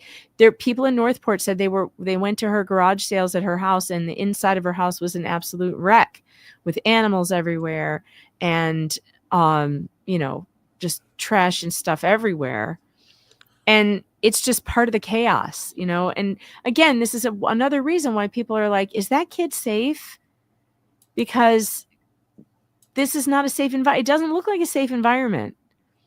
So this is in 2012. This is me happy. We are going to pick up a car after begging everyone on the internet for money for the car. We went to a Jeep Dodge dealership, and this one was such a good sale that we could buy it for actually less money than some of the vehicles that we went to look at. So I'm extremely happy. It's super cute. This was recently. This was right before she went to Otter Creek, I think. I don't think she was in Otter Creek when she got this. So in Northport. Yes, we do too. It's just crazy that we could get that for the same price, actually less than we could have the ones we were looking at. And I just love it. We took the top off today, and it was so much fun. So then here, this is another old one. This is the good side. It needs a back plastic bumper and trim pieces on the other side. But yes, it's very, very nice. I sold the crap car for a loss of $300. I had no choice. Here is 2020. Hello, as most of you know, our transmission went out on our van. It's a 2014, and they used a bad CVT tranny in the Nissan Quest that year. I owe $8,700. It's going to cost around $4,000. We tried to buy a used car, and we raised $850. By selling a bunch of our things, we bought the car, and the car ran until he got home. It was rigged to last until I got home. The transmission was gone. We sold it to the junkyard the next day. No, we did not get our money back from the sellers. We got a happy face saying tough shit. We got $200 from a junkyard. That one's so funny. I know. I found another car, and I have had many texts with the owner, and I'm going to see it tomorrow. If I can find a ride to Port Charlotte, I'll post all relative pics below. I need to raise $1,500 just for the car. I have enough for license and insurance. This year has been the worst and best of my life. I know we are all struggling. I didn't know I'd be adopting a baby or paying all this money out for it. Wow, it's been a lot. It's very expensive, but HG is my blessing from God. HG has a life-threatening metabolic disorder called glucosidemia type 1. She's a vegan, but no beans allowed. She's now on fresh fruit and veggies, and she has lots of doctor's visits and blood drawn often. And I'm also neglecting my medical needs because of this. And I have to have this car. I'm doing this on my own. This is humbling and embarrassing. Oh, God. I can't. And here's the fundraising links. More fundraising. Of course. Of course. And then we have, it looks like another car. The 2000 Volkswagen New Beetle hatchback 1500. And she says raising money for this car. Here's the PayPal. This was in 2020. But she didn't end up getting that car. Yeah. And this is not even all of the car grifts. Okay, there's a couple more down here. So this is the, let's see. This is the one that we've seen in Otter Creek. I'm not going to blow this up because I wasn't able to blur out the baby's face. But she talks about getting the Jeep and using the baby's Social Security. And then we have, again, that article about another article, struggling mom adopts sickly baby. These And this is places all are part of the problem, you know? I know. But I mean, we read through this before. This is all about her vehicle problems, her car problems, and how she needs help from the public to help her with her car problems. All right. And that was the car grift. Who is ready? And this one's really sad. And I'm sorry, we're going to end on this note, but this is really important because this is what everybody's really concerned about with this story. This story is not really about Jeremy Hales. It's about what Jeremy Hales fell into in Otter Creek, where he saw what he believed is a child in danger. And whenever he tried to warn anybody about it, he got nothing but retaliation. And he's not the only one who thinks that Lynette Preston is not safe around children.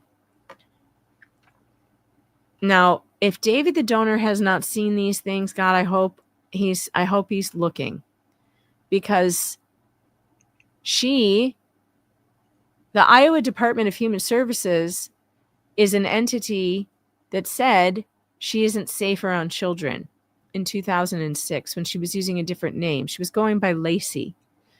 Now, this is Ashley's report.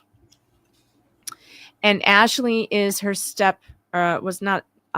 was a stepdaughter. And Lynette took her from her mother.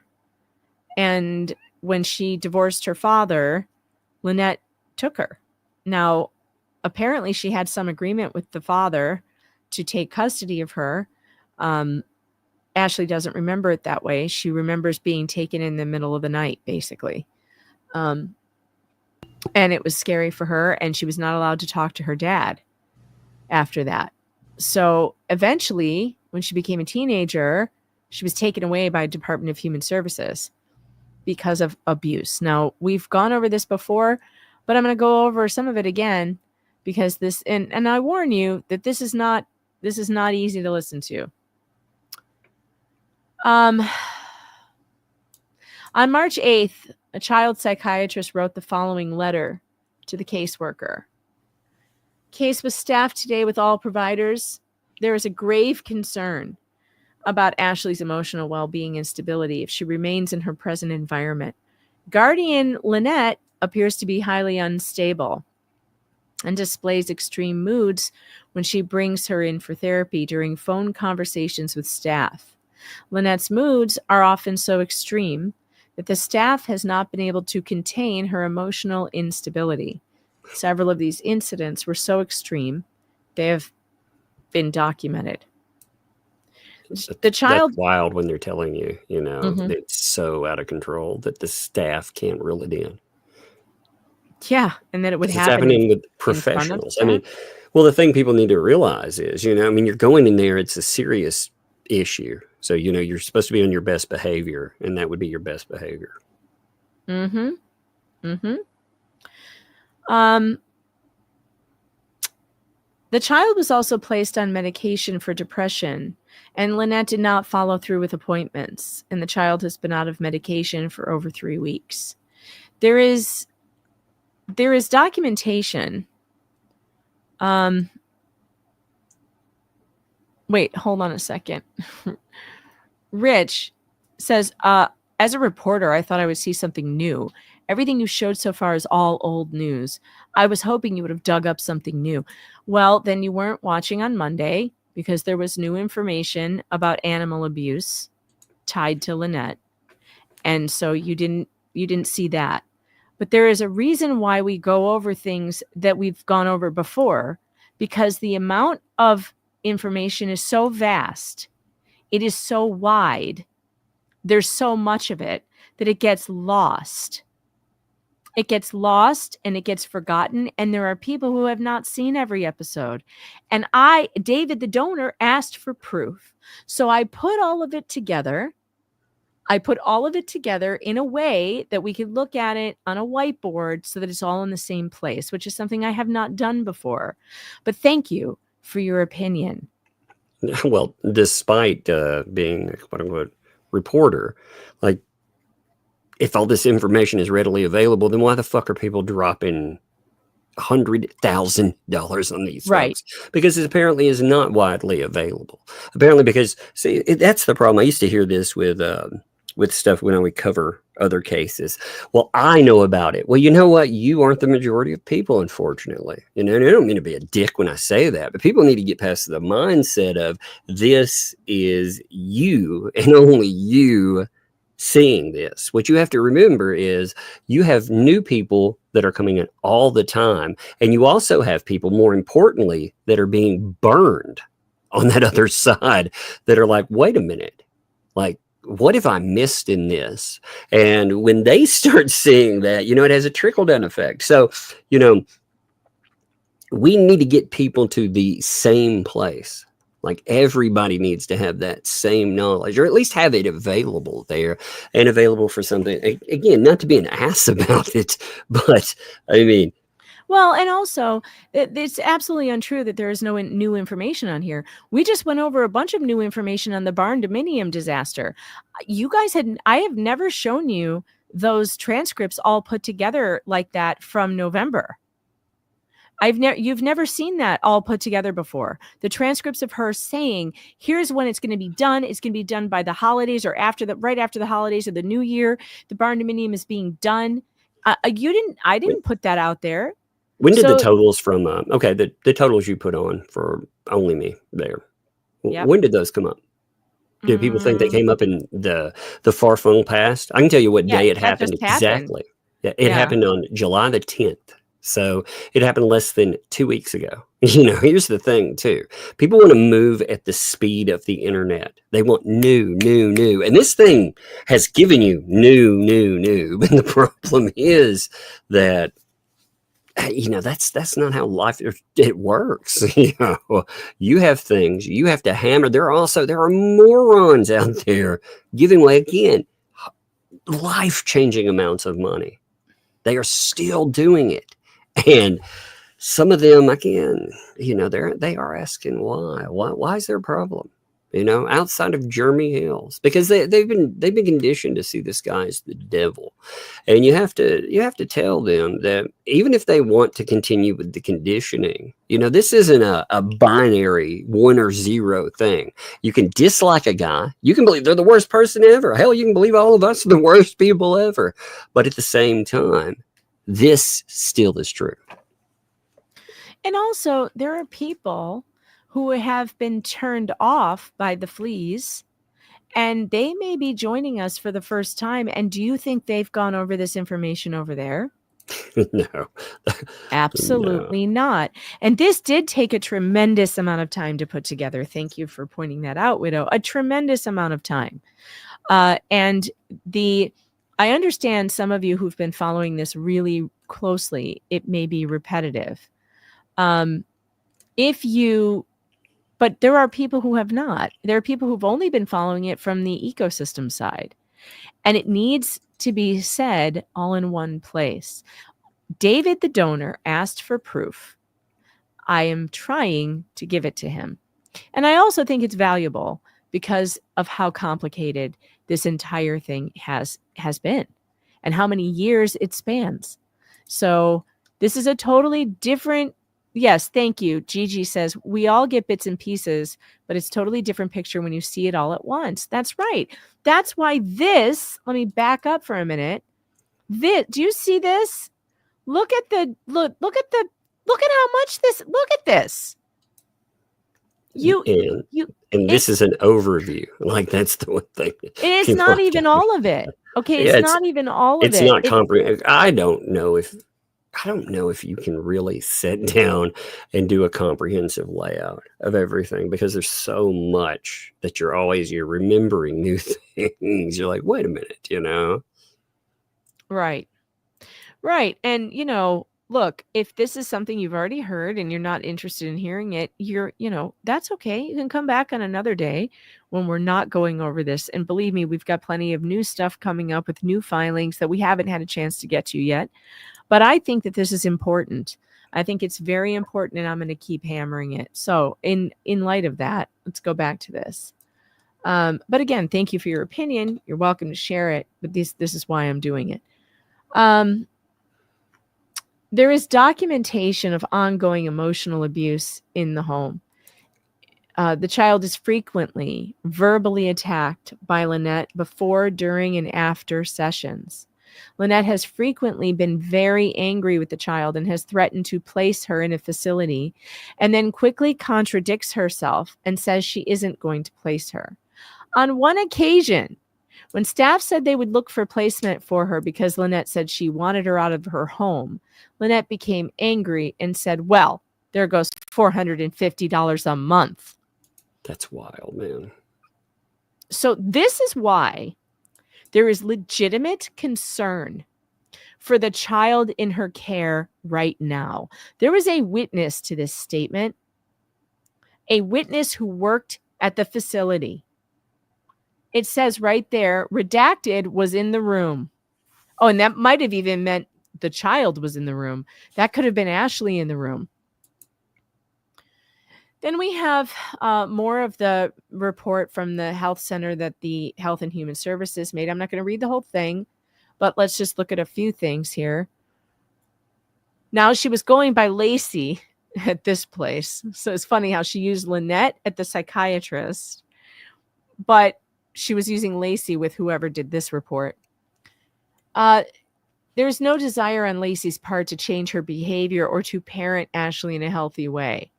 Also, Lacey is open. And by the way, folks, Ashley has given me her permission for me to read this. So she knows it's not like I'm reading through the redaction. It's just that she's an adult now and she's given permission. And she's told her story too. We'll get to that in a minute. Also, Lacey is open about the fact that a 22-year-old man has moved into the home and he smokes marijuana with redacted in the home. Ashley is already at high risk for drug use, and the only parental figure she has is supporting that it is all right to use drugs.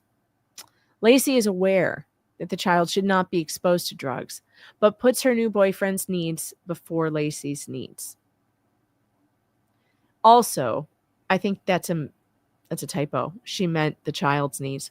Also, there is an issue of the child not going to school. Further down, I feel Lacey is capable of putting on an act when needed to try to convince treaters that she cares for the child. My impression is that the child is a burden to Lacey emotionally, but financially and for help around the house, she is an unwanted necessity. An unwanted necessity for financial reasons and help around the house. This is sick. It's wild However, to have documented. I mean, I know. And this is exactly what this is what Jeremy has said. This is what he has said about how he feels she treats the child. And how is he wrong when her documented history says this? Roy, I'm going to get to how she was allowed to adopt when this record exists. We are going to look at that in just a moment. I see with attachment comes awareness of one's behaviors on the other person. Lacey knows she is hurting the child, yet I see no real regret or remorse for her harsh, critical treatment of her. It was clear with me that she was humiliated by Lacey's treatment, but Lacey seemed to have no clue as to her effect on her. Again, even if she knew, Lacey has shown no desire to change her parenting or regret for the damage she is causing. I strongly feel that the system has let the child down by continuing to expose her to the extreme chaos and abuse. Extreme. I do not see Lacey meeting any of the child's emotional needs, and further, I am sure that she is making her more psychiatrically ill. I wanted her removed early in March, but after talking to the abuse investigator, Rex, I agreed to intensive home therapy and a psychological evaluation for Lacey to see if with more intensive treatment there could be success. I was very hesitant about this plan, but I felt that if the child saw that things might change, then there was a very small chance that this home might work. However, the in-home was delayed, and I have not heard that Lacey had a psychological evaluation. I was clear with the child that a psychiatric evaluation was not going to be helpful, because this is based on what the person tells the psychiatrist, and we already know that Lacey does not accept responsibility for her issues. Again, she also did not follow through with my recommendation for medication for the child, even though she agreed with me that it was necessary, and has not shown up for her subsequent appointments. I have only one other time supported emotional abuse, like to take away a child for emotional abuse. So it's pretty rare. And I do not take these issues lightly. However, I am absolutely sure that Lacey's home is not meeting the child's emotional needs as described above. Furthermore, the emotional abuse and at times physical incidences that are occurring are absolutely worsening the child's illness. Prognosis is already poor in that she is at high risk for drug use, teen pregnancy, school dropout, inability to hold a job, and unstable relationships. In essence, the child will be continuing the family history of dysfunction. If there is any hope for her to improve, she must be placed in a stable environment where she can learn appropriate behaviors, what healthy relationships are, and emotional control. I cannot stress enough that there has been no improvement or willingness to work on Lacey's part, and that she considers the child as all bad. I believe Lacey can superficially appear to be attached to the child.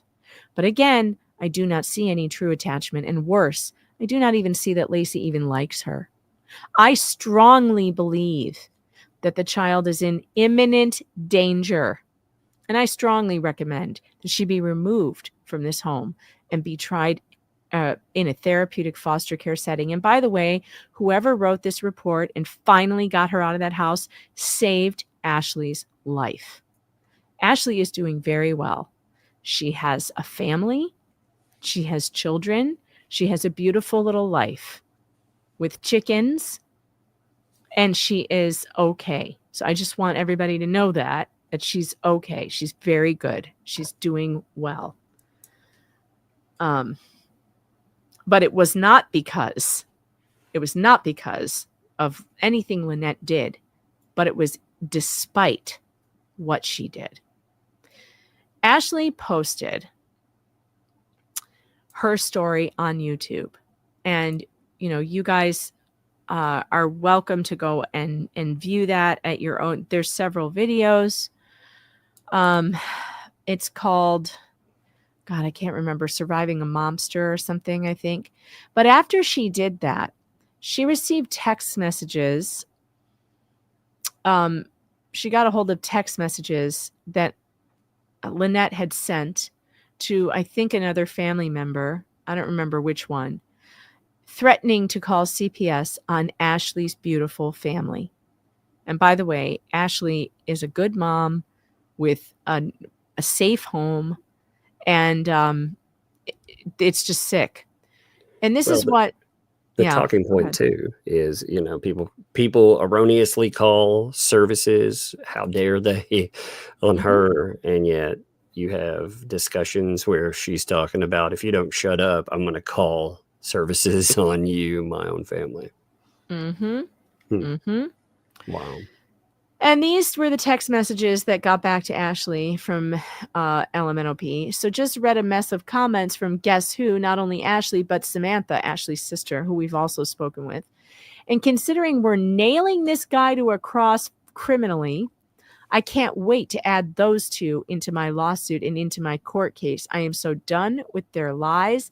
I have left them alone their entire lives, only to have them do this bullshit continually. What the fuck is wrong with them? They got nothing better to do in their miserable effing lives. Wow, I can't wait to bring them up in court. I can't wait.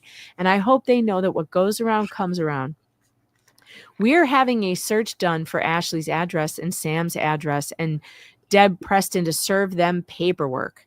They are aiding a serial stalker who's threatening to kill me. I mean, what? Threatening to kill? What? What is it with drones this time or tanks? Which one is it, LMNOP? Threatening to kill me and my child. This is so absurd. I know Ashley's in Sheridan and I have friends. I can figure that out. And we have Sam's townhome address, but I heard she sold it. I'm done being lied about and hurt for doing nothing to hurt anyone. Nothing. Lady, you had this child removed from your care from social services. You didn't do nothing. Well, they, even beyond that, the level of what they wrote, typically they don't go out on a limb and write things like that. This is somebody who is desperate to have her taken out of that house. They're like, please take her out of this environment because this environment is bad. Mm-hmm. And she had to use the words imminent danger to make that happen. And they don't do that lightly. So in 2012, here's what we have in 2012. This is the person you people have been sending money to keep the facade going. This is my Michelle's son. He has been adopted to a family in Iowa. Someday grandma will see you, sweet baby boy. I'll never give up hope. Because again, CPS has removed children from her family. This is Michelle's daughter. She's been adopted by a family in Iowa. I miss her so bad. Grandma loves you. Someday I'll see you again. This is a picture of me and my grandchildren.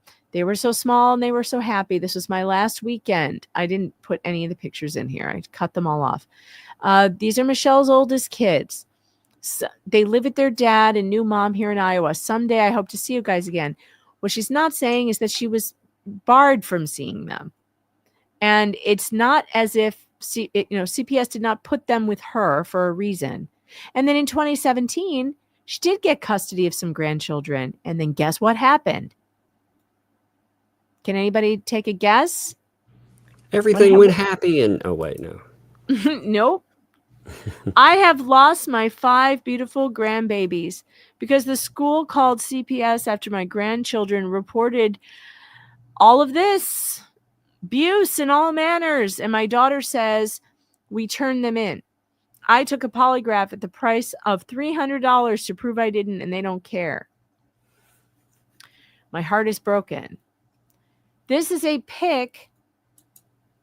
And by the way, before all this that I didn't add in here was all her getting ready to take custody of her grandchildren and begging people online for cars and things for her and things that she needed for her grandchildren to come live with her.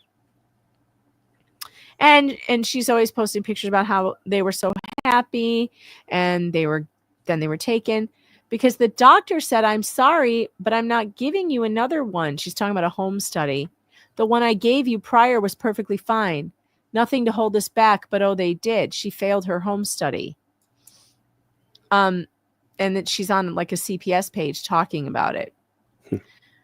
All right, hold on. This one, I would never wanted to go through this horror story again, yet my grandson needed the counseling. He was so distraught, laying in my lap, crying that he wanted to die. What should I have done? But tell him to talk to his therapist at school, his counselor, and that's what he did, and now I'm paying for it by losing all of them. She's blaming the, problems on her daughter, but she's the one who had custody. Does that make any sense? She's the one who had guardianship. She was the one who had them in her house. See, I don't want my daughter in trouble, but I couldn't stop the call that was made to DCS. I didn't know it was coming, but my grandchildren had their own minds to do as they needed. I found out later, and I was called into it. I said what was true, and that was just as in 2 years ago when the kids did it. My grandchild was saying that if he didn't get counseling, he was going to kill himself.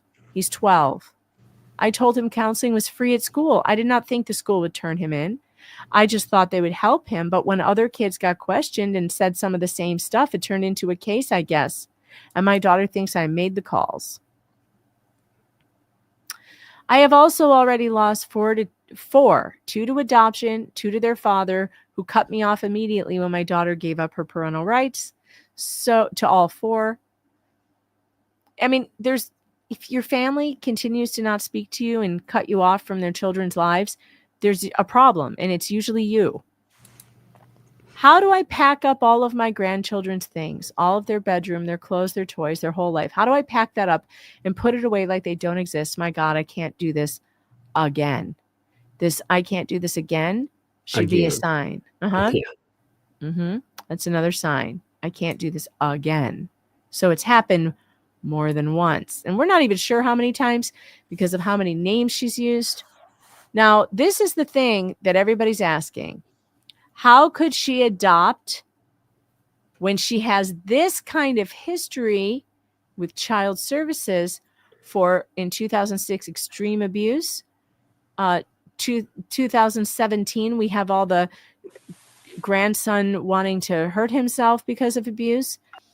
In 2020, she told on the guardianship paperwork, she did not tell the truth on her forms.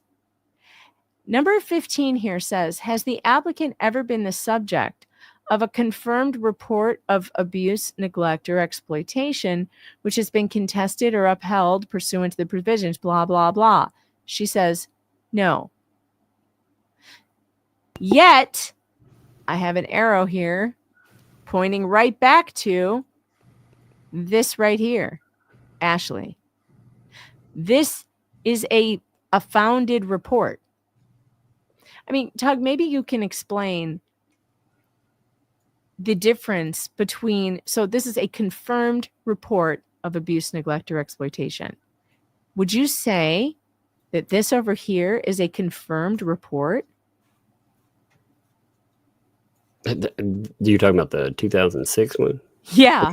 Oh yeah. I mean, when they're not just talking about something that was discussed. They were talking about an observational report. I mean, these are damning when you have somebody that's like our staff. So they're talking about multiple people. They saw this happening. And again, imagine you're supposed to be on your best behavior. Like if somebody can't maintain the facade around professionals when you know what's at stake, then what's going on behind the scenes? That's the scary part. And so on the guardianship paperwork that allowed her to get guardianship of HG, she lied and said no. And if they went and checked under her name, I bet that's not the name she was using back then. So they wouldn't have found it. They just wouldn't have found it. Oh, here's another lie. Check this out. So there's another lie on here. Wait, hold on. There's another lie. Has the applicant in the past ever served as guardian of a person? Yes. Ashley and possibly Samantha. She was Ashley's guardian. She had custody of her, legal custody, but she said no. What we've Also, learned, though, she also said no to, has she ever filed for bankruptcy? And I believe she has another bankruptcy in her past. I don't have that paperwork in front of me. I have been told that. So I can't say it's an absolute fact, but I do believe I've seen it in the paperwork. Rosalind might be able to answer that question. But I believe that's another inconsistency. Well, we learned that the state does not care about kids, unfortunately. Like, well, they sure didn't do any checking. They just believed her. They were like, oh, okay. She never had any. Oh, great. You pass.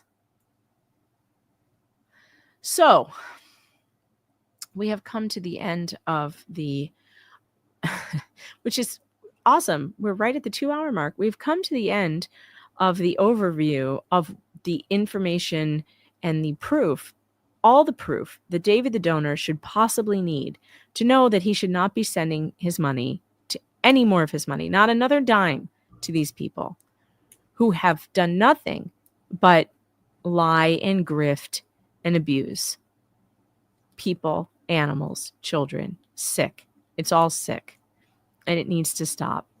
And it does need to be public knowledge because there's another child in harm's way. And I truly believe with everything in me that that child, if she is not in danger right at this very second, although of course I do believe she is because she's housed with a couple of people who have weapons all over the house and are living on a garbage dump with nails and snakes and all sorts of things out of Lynette's own mouth. But I truly believe if she's not currently in the kind of danger Ashley was as a teenager, when she becomes a teenager, she will be. It appears that Lynette can hold it together a little bit while they're young. But when they become teenagers, it's a different story. And I do believe that the same pattern will continue. And I think she is in danger. And that is why we do what we do. And that is why I say what I say. So, anyway, I'm going to hit super chats. You want to hang out or you got stuff to do? I can hang for a few minutes. All right. There's not a ton, so it won't take us too long. All right, let's see. We got maybe not gifted 10 Megan Fox memberships. Thank you so much. Welcome to the Fox Den, all 10 of you. There are weird animal screeching noises. Sometimes it comes from the soundboard. Sometimes it comes from Tug. You never know. Cunning Linguist, thanks for being a member for 10 months. Did you hear about Elo in court? She was all dressed up with no one to blow. That's funny. Bruce from Oregon. Megan and Tug, give a happy birthday shout out to my special lady friend, Sarah Dawn. It's her best birthday ever. Well, that's fun. Let's see. I have to find the birthday song because I still haven't uploaded it. It's going to be like this forever, apparently, because I can't figure out. But now I'm starting to remember where it is, though. So at least it'll be faster. Here we go. Happy birthday! Woohoo! From both of us to you. Happy birthday. Happy birthday. May all your dreams come true. Happy birthday. Happy birthday. We love to have you here. We do. We really do. Here's to another year. And by the way, Sarah Dawn, I mean, how much more could you possibly want? All your dreams have already come true because you're with Bruce from Oregon, the only good Bruce I know. So, Rickles64, member for 6 months. Megan, bring in Star, Flux, Rogue, and Roslyn in place of Tug. Now that would be a stream. But see, unlike Tug, I'm very loyal. I couldn't replace him. He's irreplaceable to me. Yeah, no, I'm a monster. I mean, I'm trying to make you feel bad. Did that make you feel bad? yeah, you could tell, can you? Did you feel even a little bad? I mean, not even a little. Yeah, here, I'll put up an image of how my feelings are right now. Give me 1 minute. I'll show you. Oh no. It's so sad. No, it's so sad. Look, I was like, here it is. Check this out. Is it crying sexy toast? Oh no. This is how I felt there. Here, put this up for us. Let's see. Oh. Look at this. You see this now? Look. Watch what happens. Look, this is how I felt. Megan made me feel. Whoops. Oh, look at me disappear. No. Oh no. Wasn't do that sad? Oh. That was very sad. That was pretty sad. Yeah, no, it's so sad. Debbie Florio, thanks for the excuses. Don't diss J-Hip's performance. There's performance. Becky Fearwreck, thanks for the 2. It's my youngest daughter's birthday today. Well, you know what that means. Happy birthday. Birthday. From both of us to you. Happy birthday. dreams come true. Happy, happy birthday. We love to have you here. Happy, happy birthday. Here's to another year. I love that song. I do I really too. do. It's fun. Oh my God. I told AI to make me that I can beach that well as a shirt. Lord. Oh my God. Look at this. What did it do? Look at this. There you go. Wait, you that gotta up put there. it up. All right, let's see. Here we go. I Just give me 30 minutes in a forklift. You know what? How did it manage to make it sound dirty? It made it awful. I was like, what now? He's got a little kind Chuck of love it. Norris, and I was saying, wait a minute. I love it. I love it. I do think too. I think kind of we love should sell it. this. Wait, the Uh, only thing is, instead of Chuck Norris, you got to give him the umbrella mask. But it's perfect. It's perfect. Oh my God. Yeah. I thought that was pretty funny. Yeah. Oh God, it's great. Angel Mom, thanks for the 5. As a wife of a retired correction officer and one who called out our governor, prisons are no longer a deterrent. Would always welcome a chat about it. Yeah, I agree. I was actually talking about the tent city in Maricopa County and Sheriff Joe Arpaio, and on Twitter, and he liked my post. It was great because I was making fun of that girl who cried and screamed in court because she was being sentenced to 7 days. Did you see that? The girl who got sentenced to 7 days in the county jail for stalking her boyfriend. I don't know if I did. Oh, it's fantastic. It's really funny. She screams and cries and she's only getting 7 days in the county jail. And I tweeted something out. I was like, you would think that she was being sentenced to a year in Tent City with Sheriff Joe. And he liked my post. That's funny. Anyway, I know. And then I was like, oh my God, Sheriff Joe liked my post. And so I just said, I really liked him as the Maricopa County Sheriff because he did so many good rehabilitative things with the jail. And he got a really bad rap and everyone was like, oh, it's so cruel to make them live in tents. His argument was always like, wait a minute, these are military grade tents. Our military sleeps in tents like these. And they're doing it in deserts all over the world, right? So why can't our prisoners sleep in these tents? And by the way, he's also teaching them at the same time. They're getting like skills. They're doing if they do good behavior, they get to go work at the pound and then they work with animals and they get to learn skills.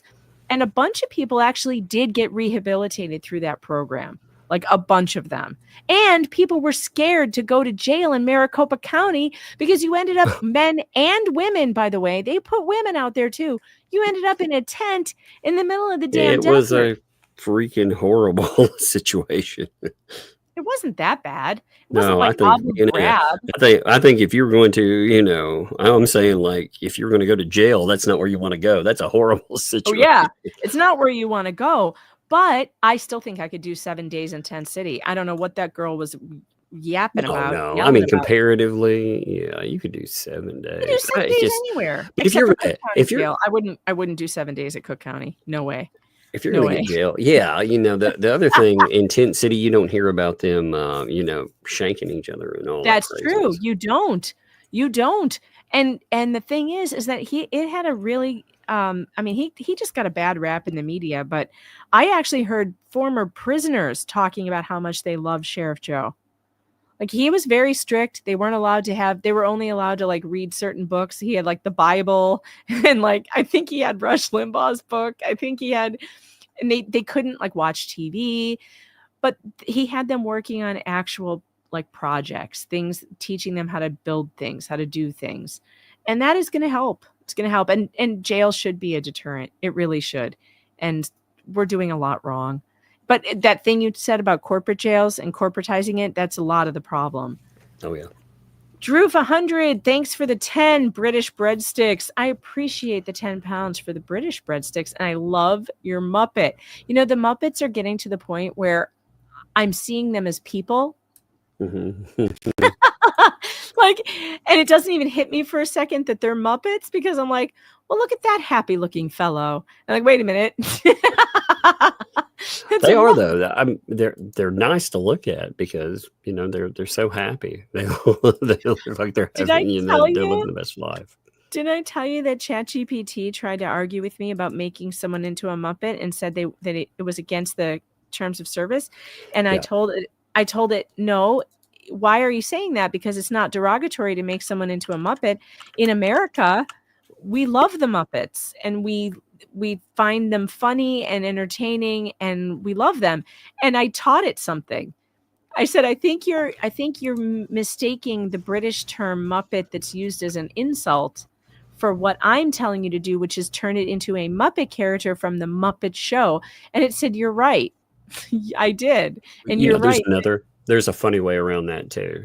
Apparently it doesn't like the challenge of other places. So if you're like, take this image, AI image that Grok created and do it, that it's because it was giving me a problem, where I'd have to argue every time. But then I started, even when I added AI, but when I added Grok created, it was like, oh no. It's jealous. Yeah. It's like, I can do better than that. Yeah. I can do better than that Grok crap. That's funny. It does do a better job with Muppets. It by does. the way. It does way better than Grok on all images now. Grok did something in an update that completely screwed the image generation. Now it can't do anything. It cannot do anything good. Sylphidia, thanks for the 5. You're giving him prof, but you've also told him to eat a bag of dongs for a month because he donated. He has no reason to listen to either of you. Or proof. Okay. Well, whatever. We've done a lot less bad things to him. Actually, we've done nothing. You know what? I called him I called him a coward because he cozies back up to these people after they treated him like shit for 3 months. 3 freaking months. And that was supposed to be some penultimate sin, Fuck that dude. I don't care. I actually don't give a crap about him whatsoever. Also, let me make asked me directly. No, he's a rude, divisive person. He is not as a certain person like to say, a nice person. But I will go out of my way. A nice person. Exactly. But you know what? I think these people took him for money. I think he tried to do a decent thing. He would have been banned if he were in my chat and did all the stuff he did over. I would have banned his ass like that. But the thing is, he got into a fight with these people over the right thing, So yeah, I definitely think it was cowardly to go and cozy back up to these. He's giving money to these people still. Holy shit! They go out and they talk shit about him. Yeah, what have we done to him? We've done nothing to him. We have not taken any. I called him a coward. I straight up did. I own it. That's not doing anything to him. That's just No, talking. it's trying to give him a reality check. Yeah, we haven't taken any of his money. We've not defrauded him. We've not gone after him night after night saying terrible, nasty things about him. Like, that's not true. So, oh my God, he wouldn't say nice things in Jay's chat to Jay. See, look, criminal. He wasn't nice to Jay, so screw that guy. No, I mean, look, he asked me directly for proof. I did the nice thing and I put it together. I spent many hours putting it together for him, and so I've answered him now. And he asked me directly for it. So you're asking me why would he listen to me? Because he asked me for it. So I'm assuming he's going to listen. Because he asked me to do it. I don't think that he will ever learn a lesson. I think that he has power when he gives these people money. Unfortunately, he doesn't understand it. They actually have power. He is a joke, a punchline to them. He can get them out of a jam, but whoopee, maybe they shouldn't get themselves into the jam in the first place. They didn't learn a fucking lesson from it at all. Oh, what a guy, man. Sammy Jane, thanks for the 2. No coffee for me, breadsticks for you. I love how that rhymed. That was like a poem right there. By the way, thanks for that. I appreciate that. And you know what? You make better coffee at home than they do at any of the places out there, actually, except for maybe McDonald's, but that's still an affordable cup of coffee. But better coffee at home, even if you like iced coffee, it's worthwhile to do it at home because it always tastes better. And it just does. He was awful in my chat. Awful. He was to Tug's people. not done. And- no, Tug's I'm not not. done. Look, he acted Wait a like an minute. absolute piece of shit. I The have a- people over there, no, they I have treated a him button. nicely and kindly. And I went back and read through it. And he was awful to people because that's all he is a disruptive fucking clown. I have no use for him. But you know what? Again, he funded these people to do terrible shit to other people, and he wants to be the benefactor or whatever. He's still funding them. Like I said, if he keeps giving them money after they've treated him like garbage, they've blocked him out of all these places, and his buddies there, they won't stick up for him whatsoever. It's just chat drama. Chat drama ain't sucking him $100,000 out of you. That's something else. Your friends would stick up for you. It's sad when a guy that doesn't like you, you hear how I feel about it. I don't like you, but I stuck up for you. I still do because you got defrauded, but you won't stick up for yourself. It's always sad when people won't stick up for themselves. Yeah, But shit. I have a button for this Tug. If you ran your mouth like that in real life to me, I will beat you with a fucking hammer. Watch out, everybody. Tug's in a mood. It amazes me. Like, I'm not his nanny. Like, I'm not your keeper. I keep telling you over and over again, these people are fucking you, dude. But you go back to it. You're like a jilted girlfriend. You keep going back to, you were talking about giving money to people like Ray talked shit to you. Just gave money to another one that talked garbage about you. Man, enjoy it. Enjoy that. But I don't need you in my life, If you wouldn't give me shit. Even if you had, I would not let you act like you did. You act like a clown out there. I don't need that in my life, man. I let you get away with it one day because I wanted to know about the auditor thing because I think you lied to the world. I think you went out there and you said that your lawyers had gone through and audited these finances, which can't be true. Mm-hmm. And I wanted to see if you'd say something about that. Yeah, believe me, he won't get away with it again. There will be no more disrupting our chats. So no, I have no use more.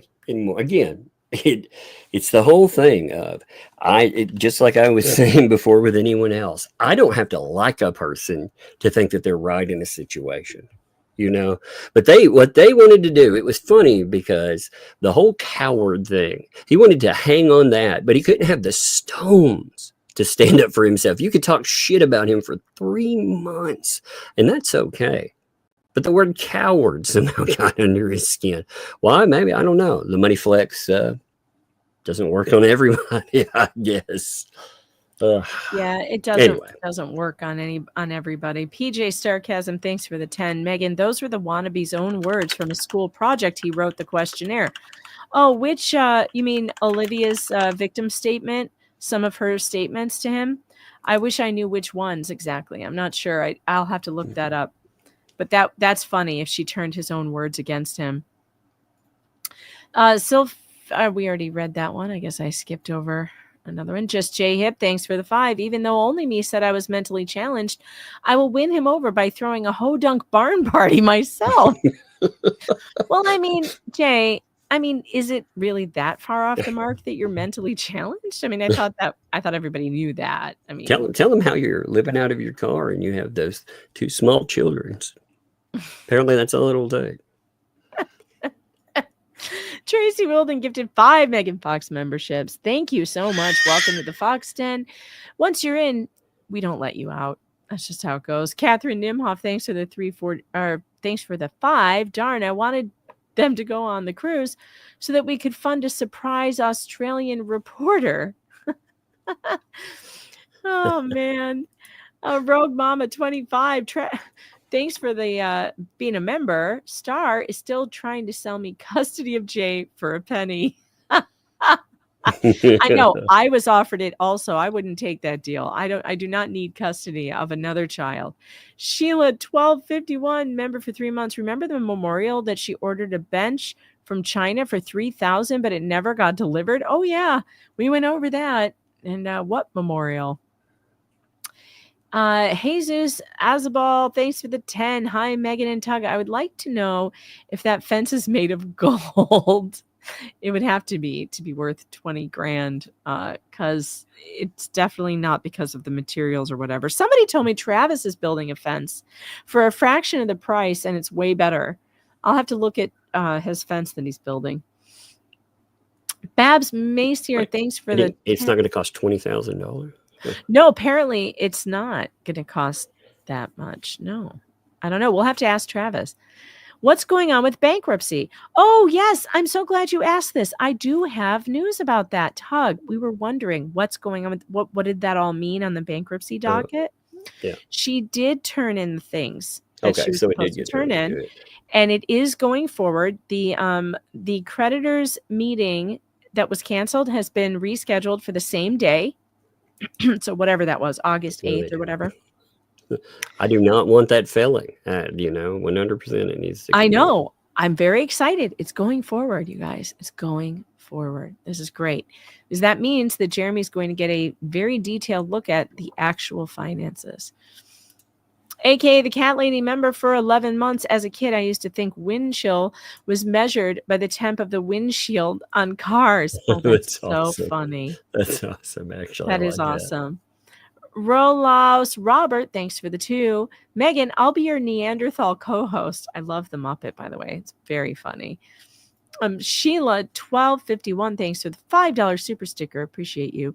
Jada 2675, thanks for the 5. Imagine what Jeremy's whiteboard would look like with his receipts. I know. Gregory, thanks for the 5. Donor Dave commented on Shara's vid today. Wow, enough is enough for me. I'm done. Very perturbed. This information wasn't released earlier. Did she release a video today? All this information. Yeah, she dropped another video. All this information has been out. Are you kidding me? It's been out there for a while. Out there for months.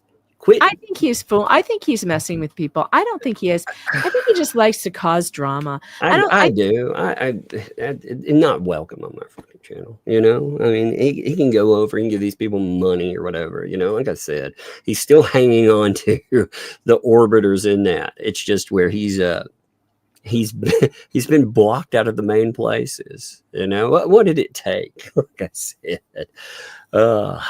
it's amazing to me.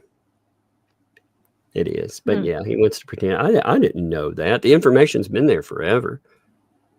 All of it's there. You mean you don't do like a basic amount of research for it? Again, I believe that the auditing, the finances thing was it was a lie. I think I know why it happened. I think I was calling out the certain person that didn't stick up for him. And suddenly within one day, nope, it was all true. It was all true. But that didn't hold. Because these people didn't treat him well. So, yeah, he's got issues. I can't wait to see Shara's new video. I haven't seen it yet. I have, I still got to cover her last. I'm covering one of them this weekend, no matter what. I don't care what happens. Okay. Just Jay, thanks for the 5. Tug is nice. He gave Megan the opportunity to battle me in the Thunderdome. Don't test me, Jay. That chainsaw is coming for your pear-shaped head. Do not test me. And Mary Rotello, thanks for the 3303 member for 2 months. I appreciate your membership. Thank you so much for being a member. And we've got a couple super tips, and then we will be finished. Well, actually, no, because I did say what I'm going to do is we're just going to go to Rumble real quick and play that one clip, and then we'll call it a night. Because it is funny to hear her say she was never building a barn. All right, Rosalind Duke, good to see you. Here comes a $15 super tip, so you know what that means. Buckle in. Did someone say Booze Cruise asking for a friend? I will definitely need a mani-pedi and maybe a Brazilian waxy do if we are going on a cruise. Time to bust out my thong. Please, God, no. Oh, Jeebus. Don't hate on my little lady. What? I committed more felonies against Greg and Mike, and all you talk about is that stupid turtle face skank. Thanks a lot, Megan. Oh, man. And SF, thanks for the 5. Do you think she ever loved all these children, or something she believed was love, twisted as it probably is? I don't know. I can't answer that. Yeah, I can't say. I mean, again, that goes almost into diagnosing a person. Like, what's wrong with it? I can't tell you what's wrong with them. I can tell you there's something wrong, maybe. Yeah, there's something wrong. And I don't know. I think she's got a real twisted sense of what's love.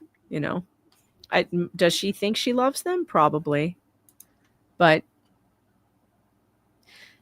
feeling that you love someone is not the same thing as taking good care of them. Lady Tammy, thanks for the 5. 1, save the child. 2, save the people of Otter Creek. 3, save the animals. Here. What a great note to end on. All right. We are going to head over to Rumble. Just so everybody. Oh, wait. You guys need the Rumble link. Yeah, that'll help. That would help. I don't. Rumble. All right. So we're going to go to Rumble. We're going to hear the one clip. And then I'm going to bed because I'm tired. It's been a very, very long day. I was doing so much gardening in the last 2 days because the weeds have gotten out of control in my flower gardens, which is weird because my flower beds are usually pretty, like, they're perennials, you know, so I don't have a ton of problems with weeds. But man, I don't know. It's probably because of all the rain. We've had so much rain that the weeds are just Jurassic out there. So I am so sore and tired. I have been just working my ass off, clipping things. I cut down 2 trees with a handsaw. Because I was sure that if I got a anything that was motorized, that I'd cut my hand off. So yeah. All right. There is the Rumble link. It is pinned to the top of the chat. We are going to go over there right now. Make sure that you are joining us over there. Let's see if you're pouring into Rumble. Are you? Let's see. Yes. Oh, check this. Hey, by the way, so today, I told you I was going to try out doing a little bit. I walked 2.72 miles today. Oh my gosh. Yeah, great job. Weren't you just trying to get up to 1 mile? 1 mile. Yeah. I was like, screw it. I couldn't do it all at one time, because of that weird lightheadedness crap. But I did. I managed over, That's great news. That's really great news. Trying to get back to some norm, of anything. I refuse, if medical was going to force me not to do something, it's going to have to try really hard. Well, I'm glad because you like to walk and you should be walking again for sure. Yeah, I feel like I'm sure it's been potato lately, I know. I'm sure it's been hard not doing what you normally do because every time, normally when I'm talking to you, you're walking, pacing and stuff. And you get a lot more steps in usually. And then with all this, it's been hard. Yeah, setting. Well, also, I find that I wind out easier and stuff. I'm like, man, that's because part of that is whatever's going on, but part of it's got to be the worst shape you get in. Of course. Of course. All right, people are starting to pour over there. You guys all going? Come on, everybody. There's too many people over here still. There's 1,800 of you here. Go over to Rumble. Go on. Go on now. Click the link. Don't be shy. We're not going to be here for much longer. Do it now before the stream is dead. Here we go. Should I give them? You know what? I'm going to fat shame you for 1 minute and 22 seconds. And that'll be your cue to get over to Rumble. Ready? Go. You impose fatness on you. You did it by going, oh, I want the butter on the popcorn. Oh, I want the butter on the ice cream. Oh, I want the butter on the sandwich. Oh, I want the butter on the salad. Stop eating butter. Can you just get up, walk 1 mile? To squat! Walk farther. And if you can't walk, crawl, roll, get dragged by a goddamn forklift. Whatever is wrong with you, just move. Ever. Get off the chair. Get off the couch. No one is coming to service you while you sink into that furniture, while you become one with the pleather. Tug, I want to see you in one of those leotards, the Walmart purple one. Couch. Can You need to wear one of those. Not so good in there. floating into sadness. This is the perfect video Stop for you today. eating. Stop drinking. You walked Start more than a walking, mile. Start doing anything that you haven't been doing, you fat piece of shit. Do you feel more motivated? Ladies and gentlemen, let's get ready